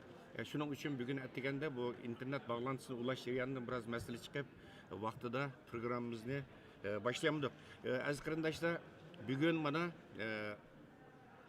xalqaro Uyg'ur sot kollegiyasining ikkinchi qېتىملىق soti bu Xitoyning shuncha qattiq to'salg'ulariga, besimlariga, ta'ditlariga qaramasdan muvaffaqiyatli boshlangan va bugun oxirgi kuniga qadam qo'ydi. Oxirgi kuni qadam qo'ydi aziz qarindoshlar. Bu qېتىملىق sotda hozirgacha mana jami Şərq Türkistanlıq lager şahidi, guvohchilar, tadqiqotchilar bo'lib, Şərq Türkistan 12 Şərq Türkistanlıq qarindoshimiz bu yerda shunday qilib baxtiyor efendim, guvohlik berdi. Bularning ichida 3 nafar lager şahidi var, 3 nafar lager şahidi var ve 4 nafar başka şahidimiz. Uningdagi 5 nafar bu yerda tadqiqotchi süptide guvohlik berdi aziz qarindoshlar. Bugun butunlay 9 nafar chet ellik mutaxassis, yuqori darajadagi chet ellik mutaxassislar, qonunshunoslar bugun guvohlik berishga boshladi va boshlaydi. Çünkü asasda bu sot özünün hükümüne çıkırış basqıçıya qarab ketyapti. Aziz qarindoshlar, şu sotninki qisqa damlash fursatidan foydalanib oldi bilan sizlardan bir uzr so'raylik. Sizlarga bir salom beraylik. Uningdagi mush fursatdan foydalanib turib bir qisqa bir suhbat o'tkazmoqchi.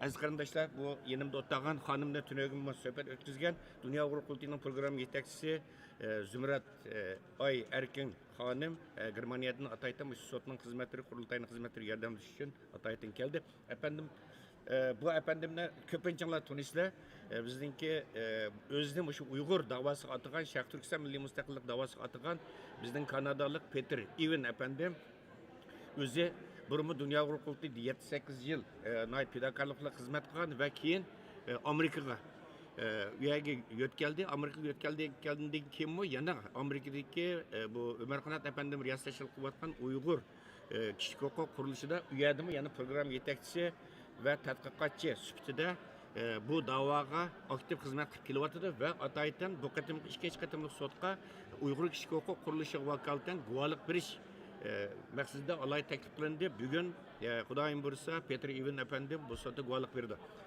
Xo'sh, men oldi bilan Peter Even efendimdan xush keldingiz deyman. Savolimni tarjima qilib bersangiz bo'ldi. Endi bu Peter Even efendimni ko'pincha qarindoshlarimiz Tuniyada qurultayning faoliyatlarini kuzatayotgan. Masalan, Peter Even efendim o'zi uzun yillarga Uyg'ur masalasida xizmat qilyapti demdi. Oldi bilan Şərq Türkistan xalqi vakolatidan rahmat aytaman. Shu Peter Even efendim shu bir chet ellik Uyg'ur harakati uchun xizmat qilayotgan bir chet ellik bo'lish sifati bilan shu Uyg'ur sotiga qanday baho berdi o'zi, buning ahamiyatiga qanday qaraydi?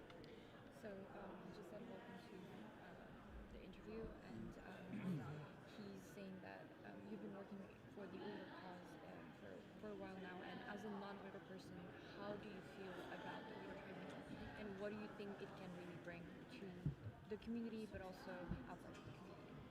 Yeah, thanks for having me first. Yeah, I think working for the Uyghur community for so long, I think it's good in some ways. Everything in my professional career, working on the Uyghur issues, in some ways led up to the Uyghur Tribunal. It's become a necessary platform by which we identify some of the crimes that China's committing, bring together different kinds of experts and witnesses. can evaluate what's actually happening in the region and what's happening over the past 6 or 7 years since I began at the World Uyghur Congress. So that's what I think you can share. Ben neçə illərə səbəb bilgəndək 6-7 illərə müşüşünü qıp mən həm Uyğur əməs sübtündə müşü sotun qurulğanlıqğa məmnun xoş buldum. Həm bir xil təbii müştaq müşəkkil qaldı. Çünki bu neçə illərə qırğınçılıq məğrur oldu. Şuna hazırki vəziyyətdə müşü sotun qurulğanının bir xil təbii şəkildə quruldu. I think to the question, to the point about what is sort of the meaning, what's the purpose, and what we can do with the tribunal. I think the findings, however they come out, whether crimes against humanity or genocide, I think they can be used as a platform or a foundation for further advocacy. I think in and of themselves, maybe they're not going to solve the problem. Of course, not one thing will do that, but I think we can then use the information and use the judgment and use our association with the testifiers and use the information to then continue our advocacy, which we've done for so many years. Bu sotun əhəmiyyəti xeyli çox dəb bilmən, çünki bu sotun keyin məsələn nəticəsi biz deyəndək Xitay hökumətini tənqidləb qılamızsaqmı, lakin bunun nəticəsi şunda mühim oldu, çünki doklad çıxandan keyin, bir rapor çıxandan keyin bunu hər qandaq adam, hər qandaq təşkilat işlətələydi, çünki bu neçə min bətlik bir mühim bir doklad işləndi. Ondan keyin bunu biz özümüzün işimizə vəziyyətimiz üçün Uyğurlar işləsi buldu, həm Uyğurlardan sırt işlətkil buldu, çünki məsələn parlament əzalarına verib müştəqillik söz etsək buldu, həm hər qandaq şəkildə bunu özümüz pozitiv bir işdə qıla alayımız. Bir qanun əsas qıla alaydı deməkçi. Məsələn Petriev'in efendim bu mesela şu sot aval qetimliq sottum şunda bolğan Xitay hökumətinin sot başlanışdan bu nəhayət ağır sotqa dünya qurultayı sotu qoğalı qılğan bütün adamlar nəhayət ağır hücum qıldı. Bu qetim sottum şunda ağır dərəcədə hücum qılıb hətta tədis silvatıdı nəhayət mafiya bir şəkildə də həm də bugün məsələn nurgun maqallarını elan qılmış sotqa qarşı həm də Xitayның bu dərəcədə bu sotun bir tərəfdən Xitay deydi biz bu sotunu etiraf qılmayımız deydi. Bir tərəfdən bu dərəcədə sotdan ənsirab keçişinin səbəbi nədir məsələn?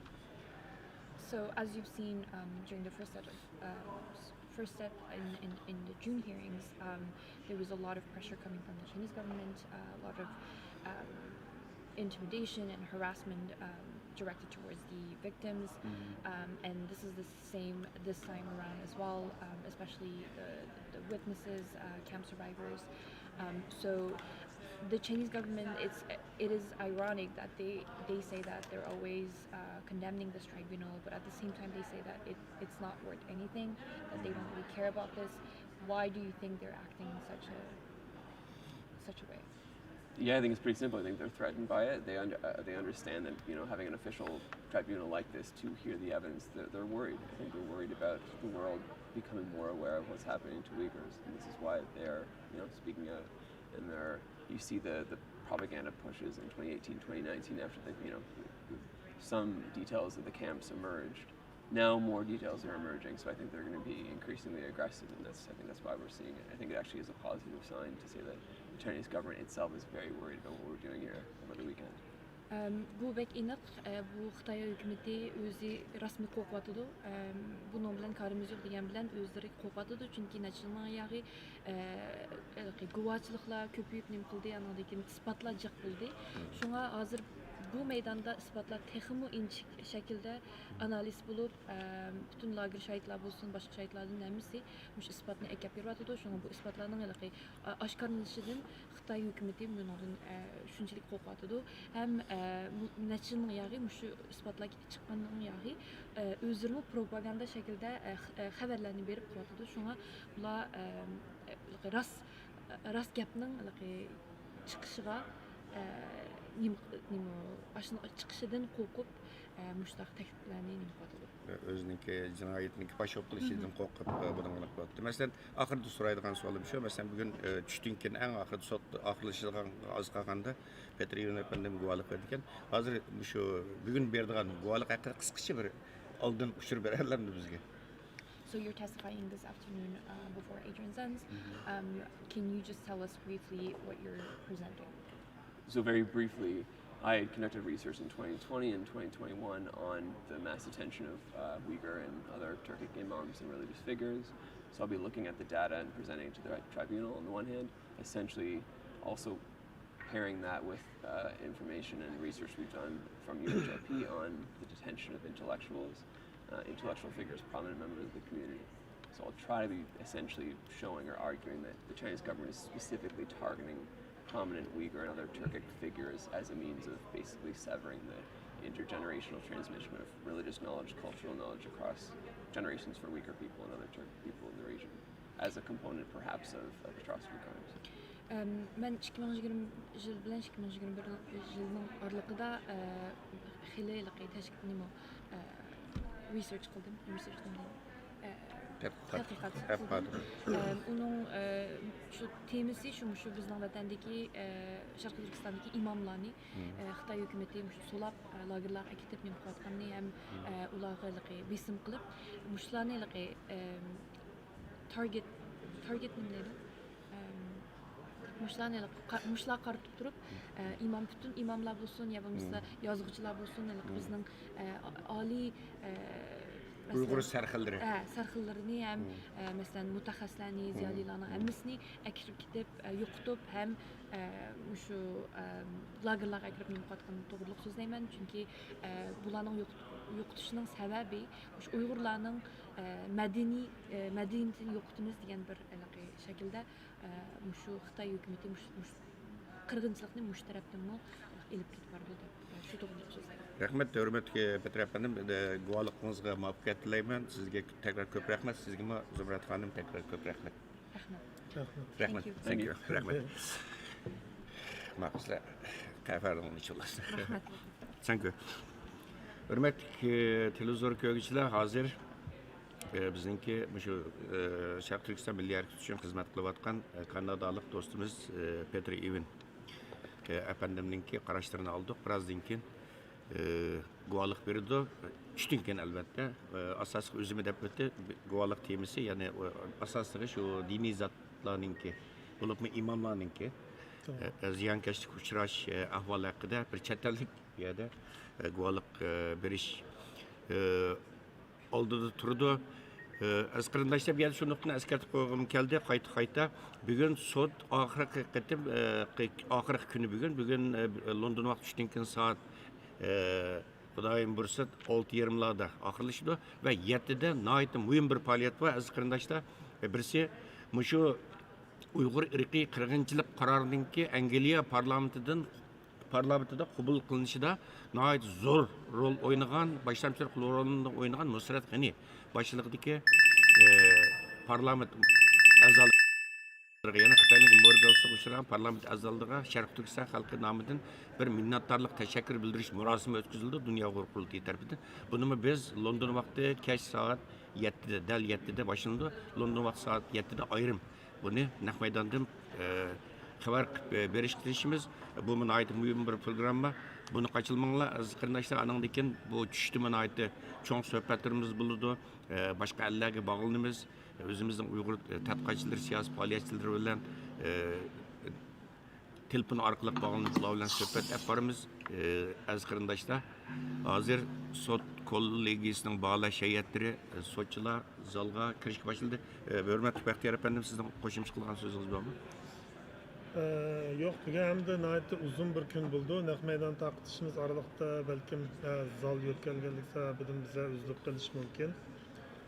Lekin Parat efendi degandek tushdan keyin Yevropa parlamenti a'zolariga berilgan mukofot murosimi, andan keyin sotninki oyoqlash nutqi Dolqin Aysa efendi so'zlaydigan bu faoliyat 6da tugsa balkim 7gacha yana bir 6dan 6:30da tugaydi sot.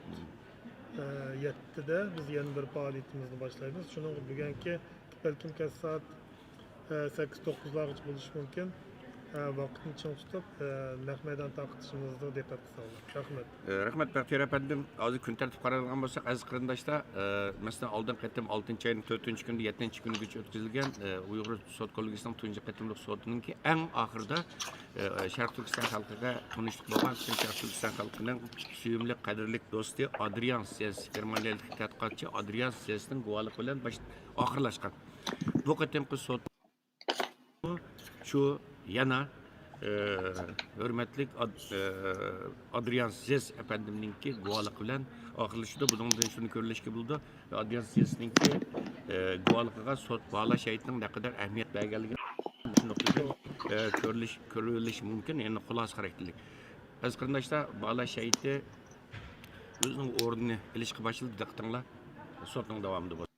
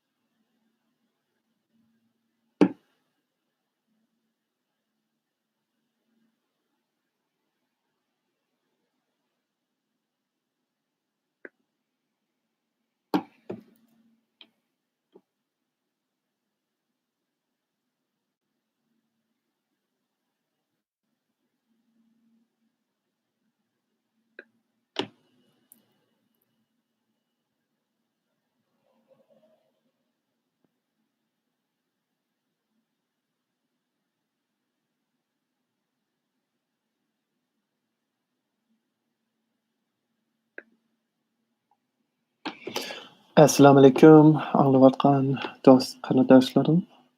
Mening ismim Rune Steenberg, Uyg'urcha ismim Yusufjon. Men Germaniyada o'tirman, hozir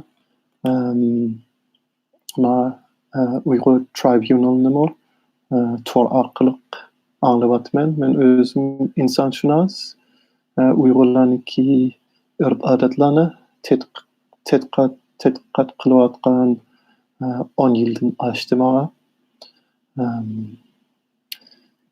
Men Uyg'urchani Qashqarda o'rgangandan keyin ba'zi gaplarni balkim Qashqarning shivasida bo'lishi mumkin. Ham ba'zi gaplarmi shu vatandan bo'lgan, masalan, Xitoyni ba'zida Xanzu deyishi mumkin. Sharqiy Turkistonni ba'zida Xinjiang deyishi mumkin. Uningdan so'rayman. Yeni Uyg'urcha ana tilim bo'lmagandan keyin meniki ba'zi xatoliklarim chiqib bo'lishi mumkin. Ham ba'zi gaplarni sal oddiroq deyish mumkin, chunki men maxsusroq shunaqa masroq keladigan gaplarni bilmagandan keyin.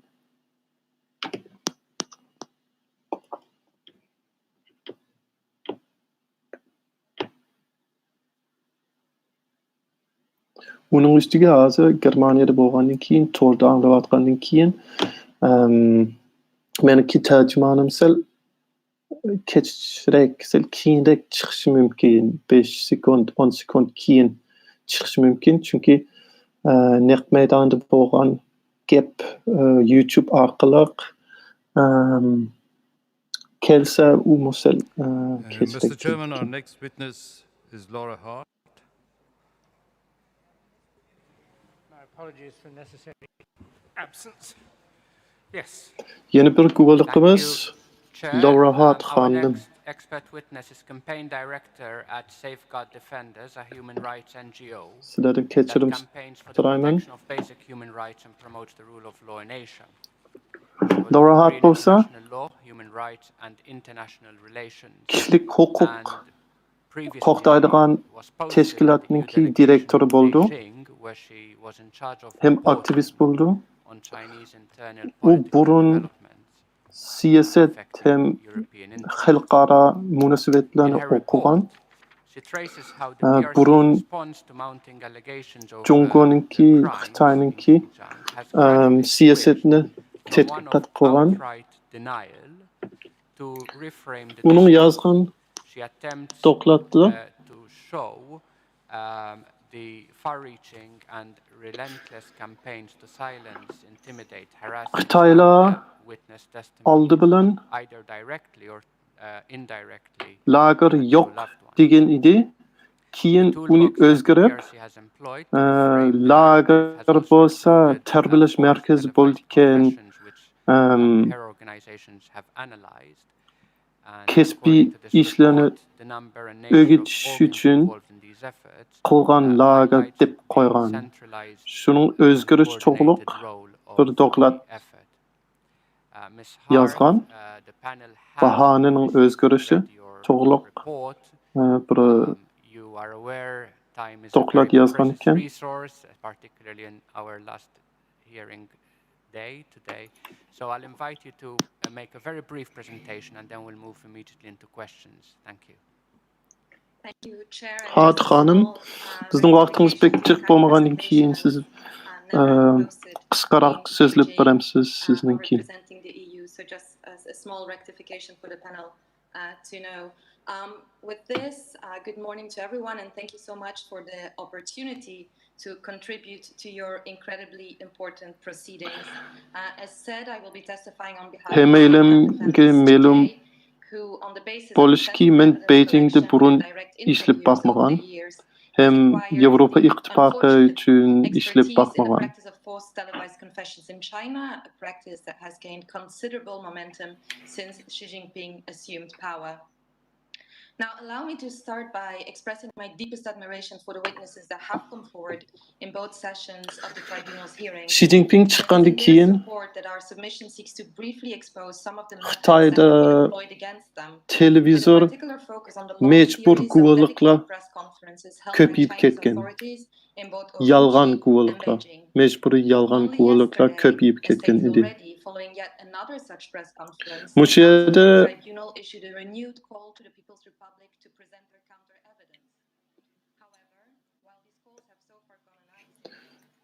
Uyghur Tribunal'da bergen guvalık bergen guvaçılarga pek hürmet bildirmen. Muşu tribunal bolgandan keyin Xitay hökümetinin bir neçe yığınlar bolgan Uyghur Tribunal'a karşı turgan. Lekin ular sözlewatgan geplarning asas yok. Ular degen bahanelermi?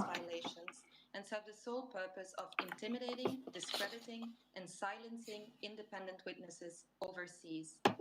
I prepared a short series of slides, which I will go through rather Yaki Beijing bergen yalgan ispatlar özümü bir xil cinayet boldu iken. Men şunu bir misalda düşündürüp berem. Since the start of the mass internment campaign, the PRC Keyin sual sorsanglar boldu. has changed several times.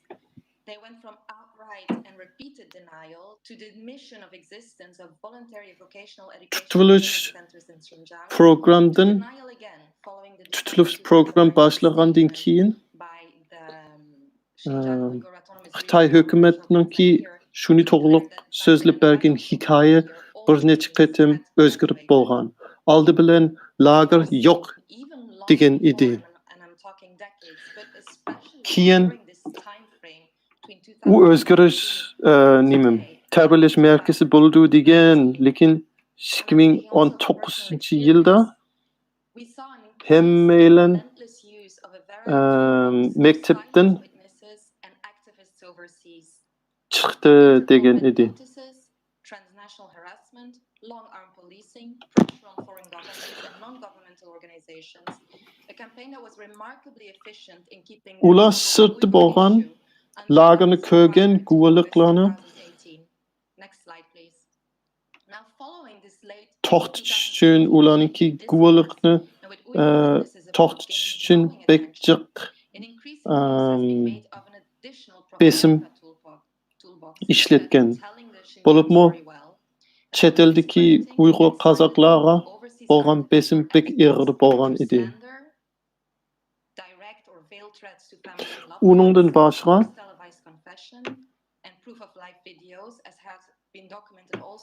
Xitay hökümetimi Şərqi Türkistan to'g'liq bek ko'p yolg'on gaplarni qilgan. Ondan shuni to'g'liq so'zlagan, paranglashgan muxbirlar yoki tadqiqotchilar to'g'liqmi ko'p yolg'on gap qilgan edi. Ularning g'aybini ko'p qilgan. Including the right to privacy and the prohibition of degrading treatment. Next slide, please. The aim of such forced confessions is plural. They are to deny overseas claims by witnesses, such as the one the tribunal has heard, to defend the government policy, to warn possible other witnesses of the consequences either to themselves or to family and loved ones still in China, and ultimately, fourth, and particularly relevant in this case, a practice Tehdit mu pek köp bolgan. Sırttaki Uygurlarga bezlege tehdit salgan. Bezlege gep qilmasinglar, muqabat bermiz degan idi. Şunun bilan resmi bolgan ishlarni, lagerlarning ishlar sırtqa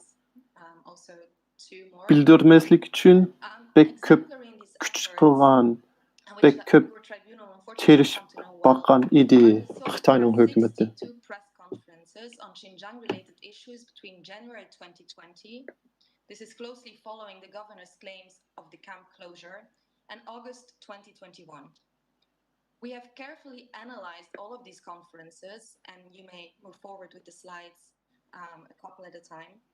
And the above, the plural aims that I have described are all 2021 ayınınki 39 conferences held in Xinjiang.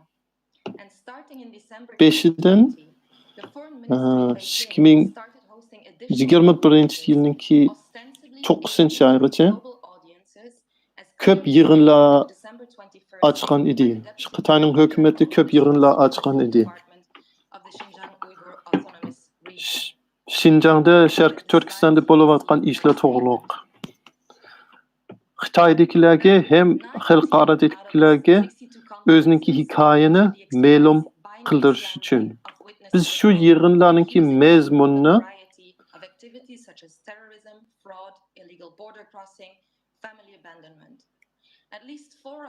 mazmunini tekshirgan ham tadqiqot qilgan.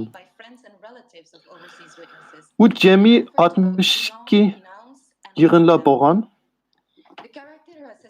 Shu 62 yig'inlardan 19'sida sırttaki lager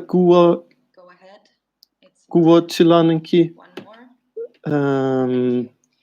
yomon gaplarni qilgan, ularni axloqsiz, yomon odam yaxshi odam emas deb chaqirgan bo'libmi ayollarni bek hujum qilgan. Lagerda yotgan ayollarni bek hujum qilgan edi. No less than 49 out of the 62 press conferences, with an emphasis on the Beijing ones, contain a variation on forced U bir xil ayollarga hurmatlik qilmaydigan, bo'lmaydigan bir ideologiyadir.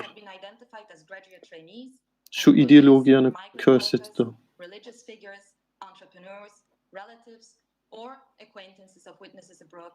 Shunday yig'inlarda their testimonies serve the plural aim of denial, and they're mostly linked to recent outside events, such as sanctions or reports, especially those by Adrian Zenz and Aspi, yolg'on guvochilar chiqqan. Frequent victims of slander in these conferences, defending government policy and expressing gratitude, and to a lesser extent, warning. Their statements almost unanimously follow a similar script, basically laid out by the Deputy Director General of the CPC Xinjiang Publicity Department in February 21. They are in fact, if you look at some of them in the next slide, Aşınak videolarının köpüncüsü okşaş oldu. Ula Aspin'i, Adrian Zens'ni tenkit kıldı. Hükümetke minnettarlık bildirdi.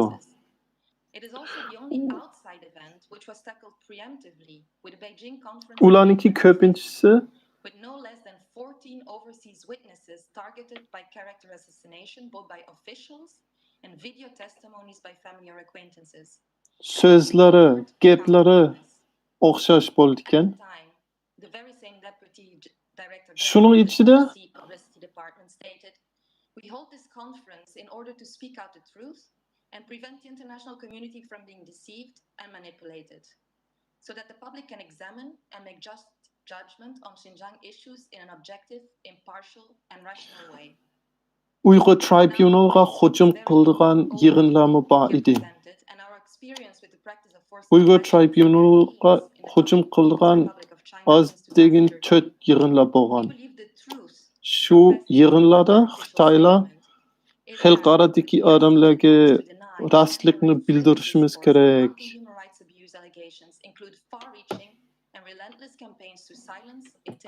Uyghur Tribunalda bolayotgan geplar yalgan boldu deb çortiken Xitaylar.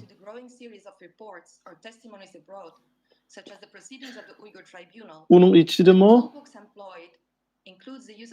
tehditler bar. Uyg'urlarga, boshqalarga tehdit sal. It is my personal belief, and others have stated this as well, when in the third in August 2018 Men özüm made its comments, I think 2018'de Geneva'da bolgan aşağıda Uyg'urlar, aşağıda Xitaylar Şarkı Türkistan'da lager pekit yok degen idi. Keyin onun baykenlikni their discourse, reframe their discourse to respond to this changing international attention, which had previously for a very long time. Hemmeylingge melum bolgandan keyin ularninki hikoya özgürüp ketdi. August 2018 at the United Nations, so in a formal Xitaylar unuğa mecburlab bolgan. Rahmet sizge. Lekin meniki yeni bir sorum bar.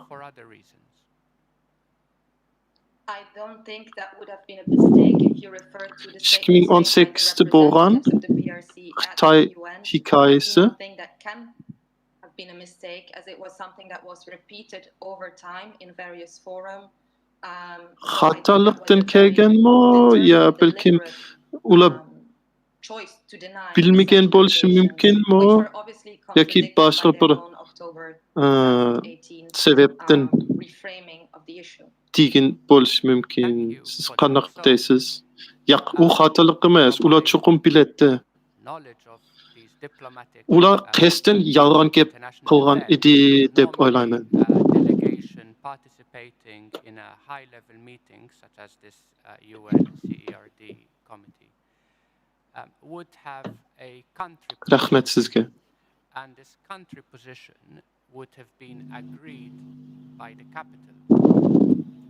So, Meniki bilishimcha this is the case here, and that therefore the delegation at the United Nations, in categorically denying the existence of the camps, Birleşken Devletler'in teşkilatındaki çoğun yığınға qatnaşanlarning köpüncüsü çoğum bilimlik bo'lish kerak. Hem yes, thank you. That would definitely be my personal Marxi bilan paranglashib bo'lgan bo'lish kerak. Shuning uchun sizningcha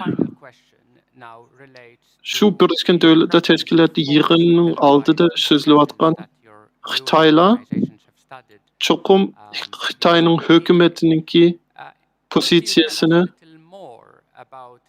bildirib bergenmi? Şundaq, meningcha şundaq. U hökumetninki pozitsiyasi bo'lgan edi. Rahmat. Siz yalğan guvalık to'g'riq paranglashdiңiz. Shuni to'g'riq ko'proq bizga tushuntirib berilamsiz? U odatda Xitoyda qandaq bo'lyapti? Masalan, uning ichidagi o'xshab ketgan omillar qandaq bo'ldi? Uningki yalğan, mecbur bo'lganligini qandaq bilasiz? These practices have really regained momentum since 2013, since Xi Jinping came to power. Many organs have been involved in Biz shundaq yalğan, mecbur guvalıqlarni ko'p tadqiqot qildik. U burunmi xalqaroninki diqqatiga ma'lum bo'lgan edi. On CCTV in China, but keyin ashuna guvalıqlarni yozgan odamlardan xabarmi anglagan edik.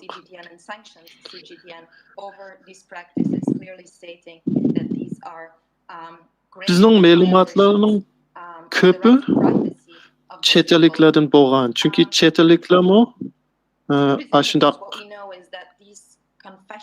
mecbur yalğan guvalık qilishga mecburlagan edi. Keyin Xitoydan chiqib bizga shu jarayonni tushuntirib bergan edi. Ularning deyishicha basically a scenario that has been scripted for them. Now, in the case of televised confessions, they may also be ashundaq yalğan guvalık keltirish uchun Xitoylar qiyinish ishlatadi. And especially when it comes to those hem tehdit soladi. Hem ularninki tuqqanlari yoki oiladagilarni ishlatib besim selib keltirdi ekan. Statements or confessions made live in presence during the press conferences either in Urumqi or in Beijing. However, I believe when one looks at these testimonies, and again we have 62 press conferences, 49 of them include these kind of witness testimonies, the similarity between the statements, the very close following of a script that is also immediately directly responding to an outside Beijing ya Urumqida bo'lgan sanctions that were just made, a statement by a government official abroad, yalğan guvalık to rebuke. And so we see a very clear split of what these people are saying. Kögen guvalıklar bilen 100% o'xshab ketmasimi? So these are all signs that point to the fact that Shu Uyg'urlarninki yalğan guvalık larda so'zlari pek o'xshab ketgan. U cho'qim yezilgan bo'lishi kerak deb o'ylaymiz. Ondan bir necha odam o'xshash so'z ishlatsa, o'xshash gap qilsa, bu cho'qim yozgan bir gap bo'lishi kerak deb o'ylaymiz. Biz albatta mush guvohchilarni ziyorat qila olmadik. Lekin guvohlikni ko'rgandan keyin ularning gaplaridan uning gaplarini anglagandan keyin cho'qim yolg'on bo'lish kerak, cho'qim yezilgan bo'lish kerak. Hem balkim qiyinishdan keltirgan bo'lish kerak deb o'ylaymiz. Ma'qul, rahmat.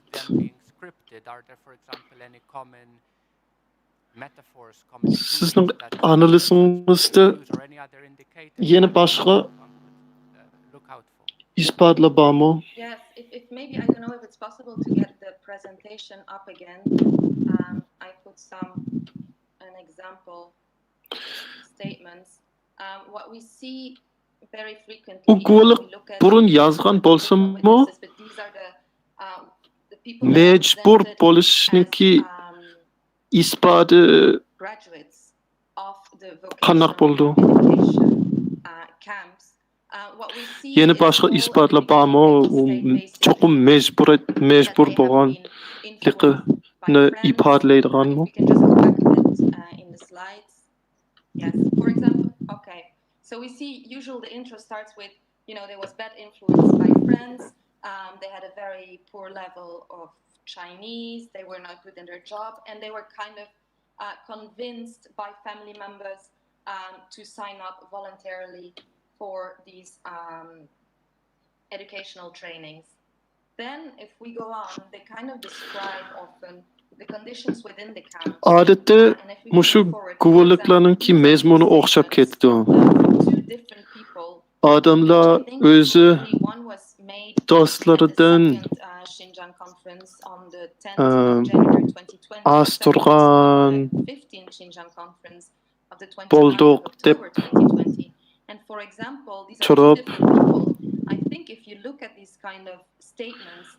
xato yo'lga mengib bo'ldim deb turdi ekan.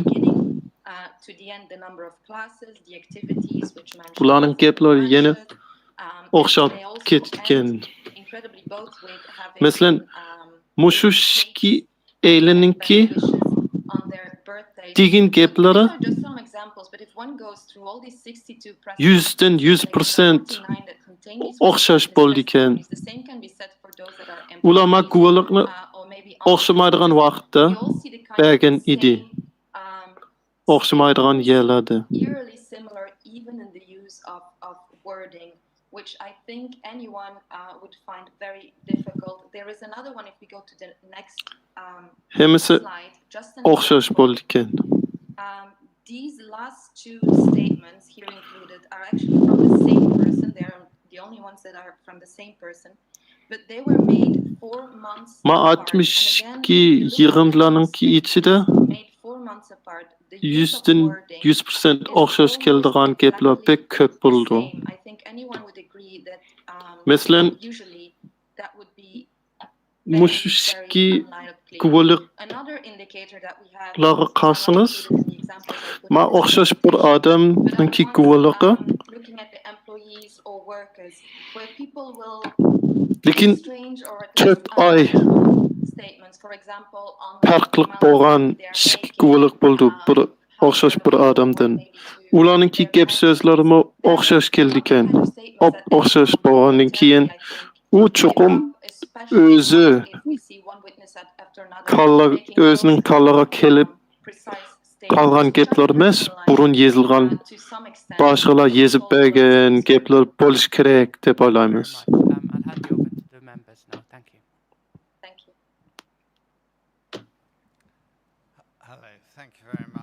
Can I just start with a standard question? Can you tell us how the work of safeguard defenders... Guvohlikning mezmuni o'xshab ketdi. Hem odatki odamlarning gaplariga o'xshamaydi yoki odamlar o'z qasddan xolancha so'zlasa shunday gaplar hargiz chiqmaydi. Sizning pulingiz kimdan olasiz? So'ramoqchi edim. Sizlarning tashkilotinglar nereden pul oldi? Okay. When you say government bodies, could you just tell us which Biz bir necha hukumat tashkilotlardan pul olamiz. I am not sure I can publicly divulge this information. I am happy to present it though to the tribunal in writing. Okay, thank you. Picking up on Qaysi hukumat tashkilotlar? Uni deb borilamsiz? Similarities represent coercion. They clearly, without a doubt, represent. Uni ko'pchilikning oldida deyolmayman. Men sizlarga keyin yezib beraman. Qaysi hukumatniki qaysi tashkilotlardan pul olamiz degan gapni ham ko'pchilikka deyolmayman.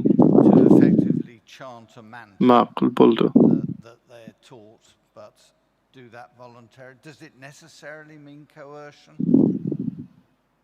Well, as I said, obviously we did not have the opportunity to actually visit or interview any of these people directly. So there is some Sizningcha u guvohliklarning mazmuni yozilgan bo'lsa-mu, u cho'qim majburiy bo'lishi kerakmi? Balkim yozilgan bo'lsa-mu, ular o'zi qasddan, o'zlikdan yana o'qib bergan bo'lishi mumkin, shundaqmi? Ha, u balkim bo'lishi mumkin. Biz bilmaymiz qanchalik majburiyat, qanchalik majbur bo'lganligi. Lekin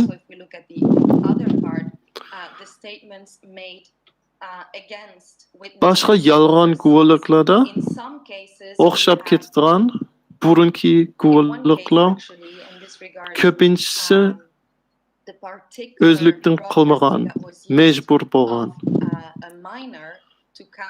Mushu Uyg'ur qozaklarninki guvohliklarga qarsak, mazmunga qarsak, odamlarga qarsak, ular hargiz shunday gaplarni o'zlikdan qilmaslik kerak deb o'ylaymiz. Shuning uchun cho'qim hammasi bo'lmasa, ko'pinchisi majbur bo'lish kerak deb o'ylaymiz. Recorded an interview also with the children of the second family. This was not broadcasted on CGTN. This CGTN broadcast was also used in one of these press conferences, and we have very strong indications there. We do have a direct testimony from one of the children that this was conducted under duress. CNN'de chiqqan, keyin Xitoyning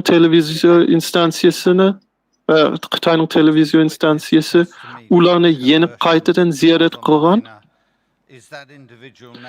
Mashki ziyoratda faqatla o'xshamadi. Xitoy televizion instansiyasi qilgan ziyoratda with regard to the comments made about this tribunal on the 25th of May that you refer to, who do you think those comments are aimed at? Oh, those comments, that was the biggest faqatla o'xshamadi. Shuni cho'qim majburlangan bo'lish kerak. Mashki balla hozir sirtimo, hozir aman bixeta bir yerdami? Yo'q. Ular hozirchimi Xitoyda, shuning uchun ularningki ismini demasam bo'larmikan? Ma'qul bo'ldi. Uyghur tribunal. So it was very clear that this was aimed at discrediting them, maybe trying to silence them. I think the videos shown of their family members or acquaintances testifying against them, mirroring the accusations made by officials, to try and dissuade them maybe from testifying. Uyghur tribunalda guvohlik berayotgan Uyg'ur qozaklarninki 14 adamlarni with regard to witness intimidation, do you have insights as to where the tanqid qildigan come from? How far up the chain of ularninki yomon gaplarni qildigan bir yerni bo'lgan edi.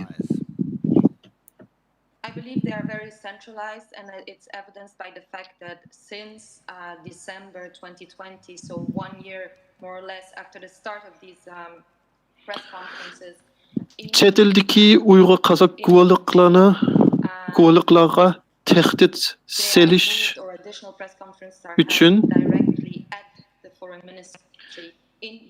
kim buyruq qilgan bilamsiz? Menimcha u eng yuqori o'rindan kelgan bo'lishi kerak. Chunki Urumchida bo'lgan yig'inlardanmi? Thank you. I've no more questions. I hand over to my colleagues. Shundoq shuni qildigan odamlarni ko'rdik. U Urumchininki eng yuqori hukumatniki o'rinlarda o'rlashtirib bo'lgan hem Beijing'de eng yuqori o'rinlarda bo'lgan edi ashunaq yig'inlar. Meniki yana boshqa savollarim bor. Meniki boshqa savollarim yo'q. Meniki bor. I do think they are actually. There may be very well. Information or information may be incorrect. Peter Humphrey gave a very interesting explanation of how false confessions can be obtained and used by television. Bolsa-mı? Adette sotda ishlatmagan, shundaqmi? Yo'q, meningcha ishlatgan bo'lishi mumkin. Ma'qul. Peter Humphrey Appendi yolg'on guvohlik to'g'riliq. Yes, sorry. That's one way. There are many ways of staging, let's say, the confession. People will be dressed up in a certain way. Muhim gaplarni qilgan edi. Uyghur videos that we have seen very often, they will be placed in a setting, you know, of homeliness with Uyghur on the walls. Children will be playing around. I mean, there is a very clear extent of staging going on, which obviously is different in the press conferences where they participate in presence. So there's a bit of distinction. But if you're still sitting in a cage, you're left in no doubt about what regime you're in. Peter Humphrey's case is quite interesting because it led to yolg'on guvohlik qilsa, odamni bir qafasning ichiga solib, and Ofcom in this country has fined the China television company what, $200,000 in respect to that breach. Uni televizorda ko'rgili bo'lmaydi. Right now on August 26th, qafasni ko'rgili bo'lmaydi. So for 3 counts of broadcast violation concerning 2 victims, Swedish Sharqiy Turkistonda shundoq bo'lganmi? Balkim shundoq ba'zilar shundoq bo'lgan bo'lishi mumkin. Qafasda o'ltirib, lekin kamera bilan qafasni ko'rgili bo'lmaydi. Lekin ba'zilar uyda shundoq yolg'on videolarni qo'ygan. Balsi yenida turib, o'ynab turgan. To bring these cases before the relevant bodies abroad, as victims may not be able to complaints can be filed. But those where complaints were filed, they have all been found guilty, yes. And the tension is sometimes between organizations that are seeking to take the whole license of the China television companies away, in which case we'll have no information of any kind, corrupted or otherwise. I think there are 2 things. So it also depends on national regulations. Yolg'on did lose its license in the UK, so Ofcom ruled that in February of this year because it sotqa ta'tilgan. Shundaqmi? Ha, shundaq. Ba'zilar sotqa ta'tilsa, ba'zilar Xitoyni sotqa ta'tilgan edi. That actually CGTN Hemsida a body controlled by the party, by the Chinese Xitoy resmi not allowed in the UK. In other jurisdictions, guvohlikni majburiy hem sunniy keltirgan bo'ldi deb turgan edi. So they now have their license there. However, there are investigations going on over there as well. For one case is the forced confession, the case of a child, which I have referred to earlier. Xitoyning televizioni men'i qilsaqchi, biz hech qanday ma'lumot ola olmaymiz, shundaqmi? Bu bo'lishi mumkin, lekin Angliyada CGTNni Xitoy televiziya to'rini men'i qilishning sababi u partiyaning butunlay partiyaning kontrolida bo'lgan edi. Shuni Angliyaning qonun bo'yicha bo'lmagandan keyin uni men'i qildik. Well, I think it is the typical what I've been trying to make clear, where they try to refute, to rebuke what's happening with these kind of direct testimonies. It's also, I briefly referred to the Uyghur Human Rights report on these kind of forced televised confessions, the proof of live videos, which are used quite often, but which do not constitute, obviously, then possibility people abroad to actually get in touch. If I may say, keyin yo'q bo'lib ketdi. Shuni to'g'liq ozroq so'zlab berlamsiz. Bo'ldi u.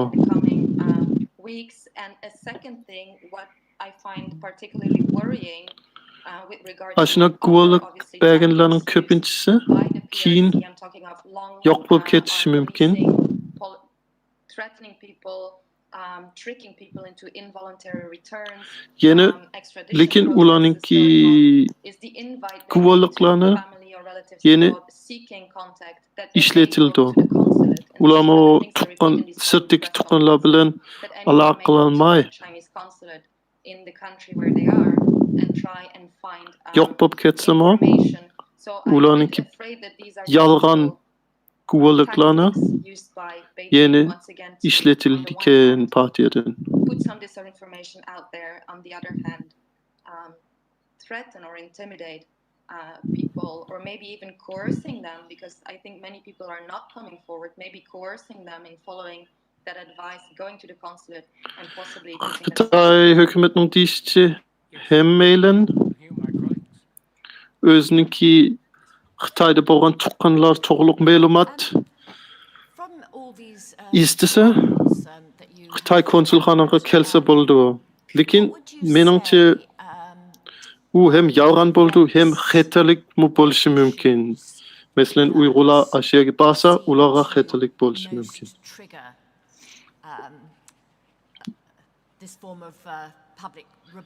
Meningki boshqa savolim bor.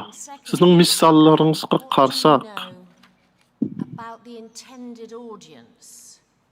Is there particular sizningcha effort to make sure that these press conferences are viewed in certain countries, for example? Thank you. Xitoylar uni nima sabab bilan qildi? Sirtda bo'lgan yo ichida bo'lgan bir necha voqealar bo'lsa, bir xil voqealar shundoq yig'inlarni ko'proq keltiram ekan. It's very clear, Rahmat. and it comes from the statements actually, that this is not a fixed schedule, but that they kind of try to respond to these. Shu yig'inlarning again, as I said, the Uyghur, the May ko'p 25th one. Shu yig'inlar ko'p bo'lgan bo'lsa-mu, They actually talked before the actual event took place, but we see other ones. I think if we go from the very ular bir jadval bo'yicha ma'lumot ekan. They were expressing some news reports, especially a report by the New York Times. Then Odatda chet tilda bo'lgan ishlarga qarab yig'in ochdi ekan. 1 month later, a couple of weeks later, we have the Masalan, 2021 oyida ochgan yig'inda New York Times'ning bir necha maqolalarni mazmun qilib yig'in ochgan edi. Keyin Adrian Zensniki maqolasi chiqqandan keyin shuni to'g'riliqmi bir yig'in echilib bo'ldi. Yana Aspining report nashr bo'lgandan keyin yana bir yig'in echib tikkan. May kind of fall upon, if they do research, may kind of find these kind of discourses, and so it does help to bring some doubt into the minds of less informed people or people that do not go as much in that. But as they say, expressing Uning neticesi qanday bo'lgan deb so'rasangiz, mash g'arbiy davlatlarda turayotgan odamlar uni balkim tushunib ketmasligi mumkin. Chunki ular uni ko'rmasligi mumkin. Lekin hem yığınlarning mezmuni inglizchaga tarjima qilgandan keyin sirtda hamma e'lin o'qib olgandan keyin uning ta'siri xili eg'ir, xili cho'ng bo'lishi mumkin. The press conferences are reported through radio, TV, foreign language websites and news apps in 15 languages. Hozircha Beijingda bo'lgan 14 Malaysian, Turkish and Arabic with overall viewership media yig'in so far. bo'lgan edi. So it's very clear that it's aimed to reach at a global audience, not necessarily in countries Media press media conference. Communist Party. And I think it is linked in a way if we see also what 14 tillarda 14 tillarga tarjima qilgan nashr qilgan edi. Shuning uchun u cho'qim sirtqa tarqatgan sirtdagi chet eldagi medialar uchun qilgan yig'inlar bo'lgan. Başqa davlatlarninki so I don't want to attack them on that, but I think it would be I would like to invite them yordami keltirish uchun bo'lgan. Ya başqa davlatlarninki in this effort, which is in a way their mere presence is obviously seeking to legitimize in a way the discourse that qo'llanishini keltirish uchun. Buning natijasi hozircha bo'lgan edi. Witnesses abroad, I do not think any responsible media should be legitimizing this through their presence. Thank you. Mr. Vetch.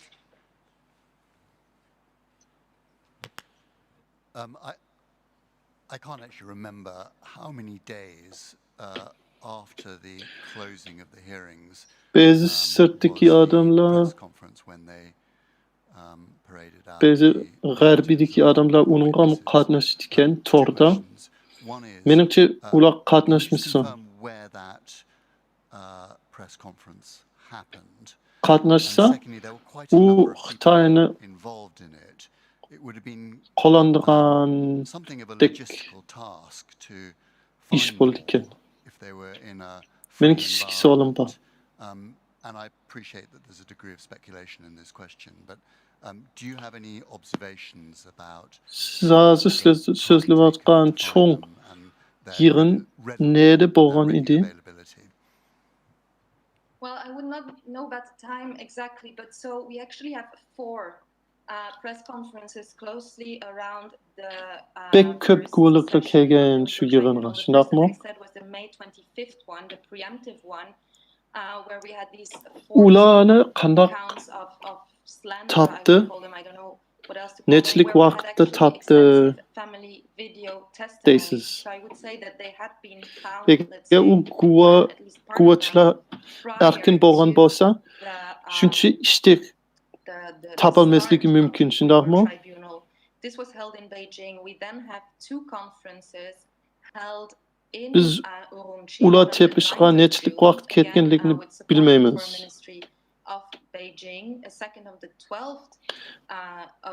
Belkim ba'zilarni burunmi topgan bo'lishi mumkin. Chunki ular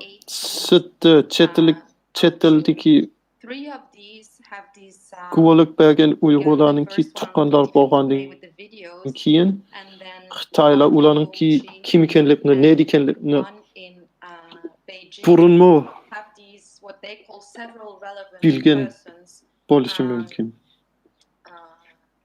Who rejected the so-called witnesses of the Uyghur Tribunal, and here is exactly where we see Yeni 5-ayning 25'te bo'lgan bir yig'in bo'ldi.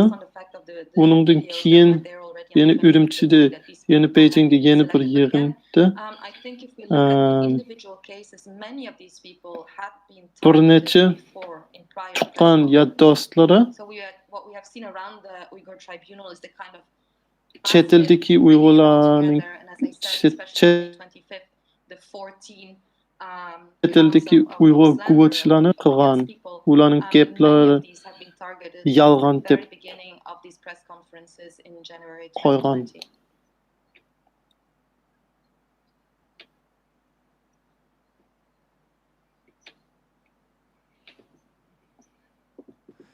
Just one question, if I may ask. In relation to these press conferences, do you ever do any psychological analysis of body language and the way the witnesses behave? And if so, what has that revealed about their state of mind? G'aybatni qilgan edi, yolg'on gaplar qilgan. Shu sirtdagi Uyg'ur qoziqlar to'g'ri.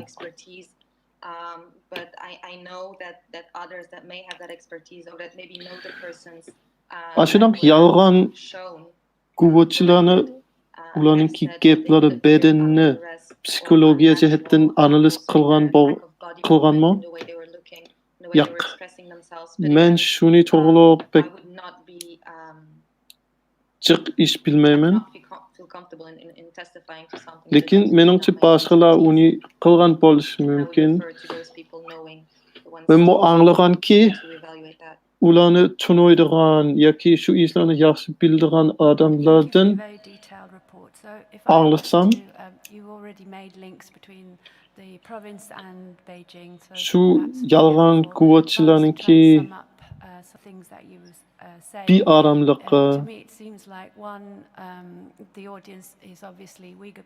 pek aniq ko'ringan bo'ldi deb qo'ygan edi. Sizniki reportingizga ko'p rahmat. Bo'libmi Beijing bilan Urumchini selishtiradigan parça Amilbek muhim bo'lgan edi. Siz uni boshqa o'lkalarningki ishlar bilan selishtirsangizcha qanaqa bo'ldi? Legitimacy, influence, and whatever they want to do. And there's various areas in terms of the international community. Sizningcha shu yig'inlar, guvohliklar kim uchun qilgan? The bodies such as the UN, the WHO, International Olympic Committees, there are various others, and it's intensified because of the Beijing Olympics. Sonliq millatlar uchunmi? Xitoyning ichidagi Xitoylar uchunmi yoki sirtdagi xalqaro ko'rmanlar uchunmi? And the third are governments, and those governments are mainly those who have profits to earn from BRI investments, other kinds of engagements, and those who are thinking of trade who may not necessarily Olimpikniki ishlar bilan qanday bog'lansiz? Would I be correct in making those kinds of areas sirtdagi chet eldagi shirkatlar bilan qanday bog'lanliq bo'ldi? Bizniki o'zimizning hukumatlari bilan qanday bog'langan bo'ldi?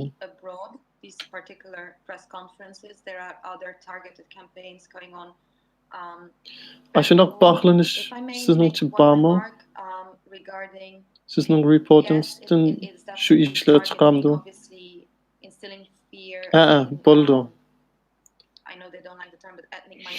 Meningcha shu yig'inlar ko'pinchisi chet eldagi xalqaro odamlar uchun qilgan keltirgan bo'ldi.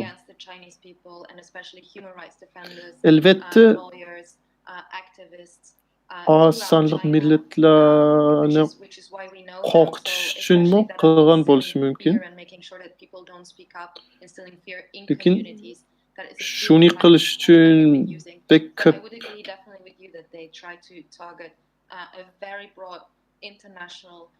usullarni ishlatib turdi.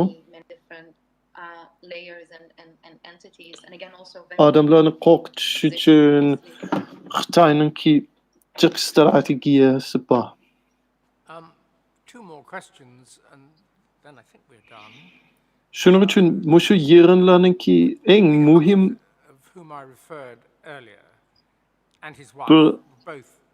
niyati, maqsadi xalqarodagi odamlarga yolg'on aytishdir.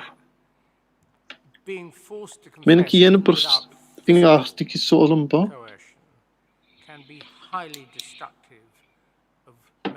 Humphrey Appender. Yes, exactly. It's one of the things we try to... No need to be particular, but it's well known and sometimes publicized.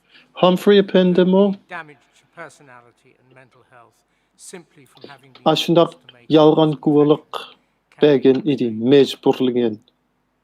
Yes, especially, yes, the trauma has been well described by the people that have gone through it. And if you allow that those being asked to speak out against their family members or relatives, I cannot imagine what that trauma must be like. Ziyanlik bolğan. Şundaqmı onunğa? Şundaq. Second question. Onundan trauma çıkışı mümkün. Evidence that people used to make public false confession are prepared for the process. Bolupmu özünün tuqqanlarını tenqid qilish mecburluğun adamlarının ki psikik cihetden pek ağır mesele çıkışı mümkün dep olamın. At the press conferences about the tribunal. Şu mecburiyet mecburduğun usul uruşdan yoki başqa fizika qiyinishdan iborat bo'lmasa-mu, yana psikolog jihatdan pek ig'ir ziyon bo'lishi mumkin. Sırtdan ko'rinmaydigan ziyanlıqı. Since we have various counts of them appearing in different press conferences, I think in this case in particular, obviously they would have been kept in certain conditions. And I think previously you referred to the fact that there were these proof of life videos or proof of life testimonies. Bezli sırtdan qalsaq normal ko'rindikan, lekin sizningcha u balkim aşu uzunroq plan bilan bo'lgan sebepdan kelgan bo'lishi mumkinmi? Masalan, ularni yolg'on guvohlikqa selishdan burun uzunroq vaqt yaxshiroq tamoq bergan bo'lishi mumkinmi? Ha, meningcha shundoq. Bu yolg'on guvohliklarni bergan odamlar cho'qim erkin odam emas. Cho'qim burunmi, keyinmi, ya turma, ya lager, ya hech bo'lmasa nazoratning ostida turayotgan odamlar edi. To Beijing and participate in these press conferences. Obviously, we have no direct reply, but I think the overall evidence. Biz bekçik işlerini bilmeymiz. Mesela ular neden Beijing'e keltirgen? Umu mecbur bo'lganmi? Ularni qandaq shuni qilishga mecburlagan? Qataliq ishlar biz hozir aniq bilmaymiz. Lekin biz ko'rgan Thank you very much. İspatlara qarsak Witness.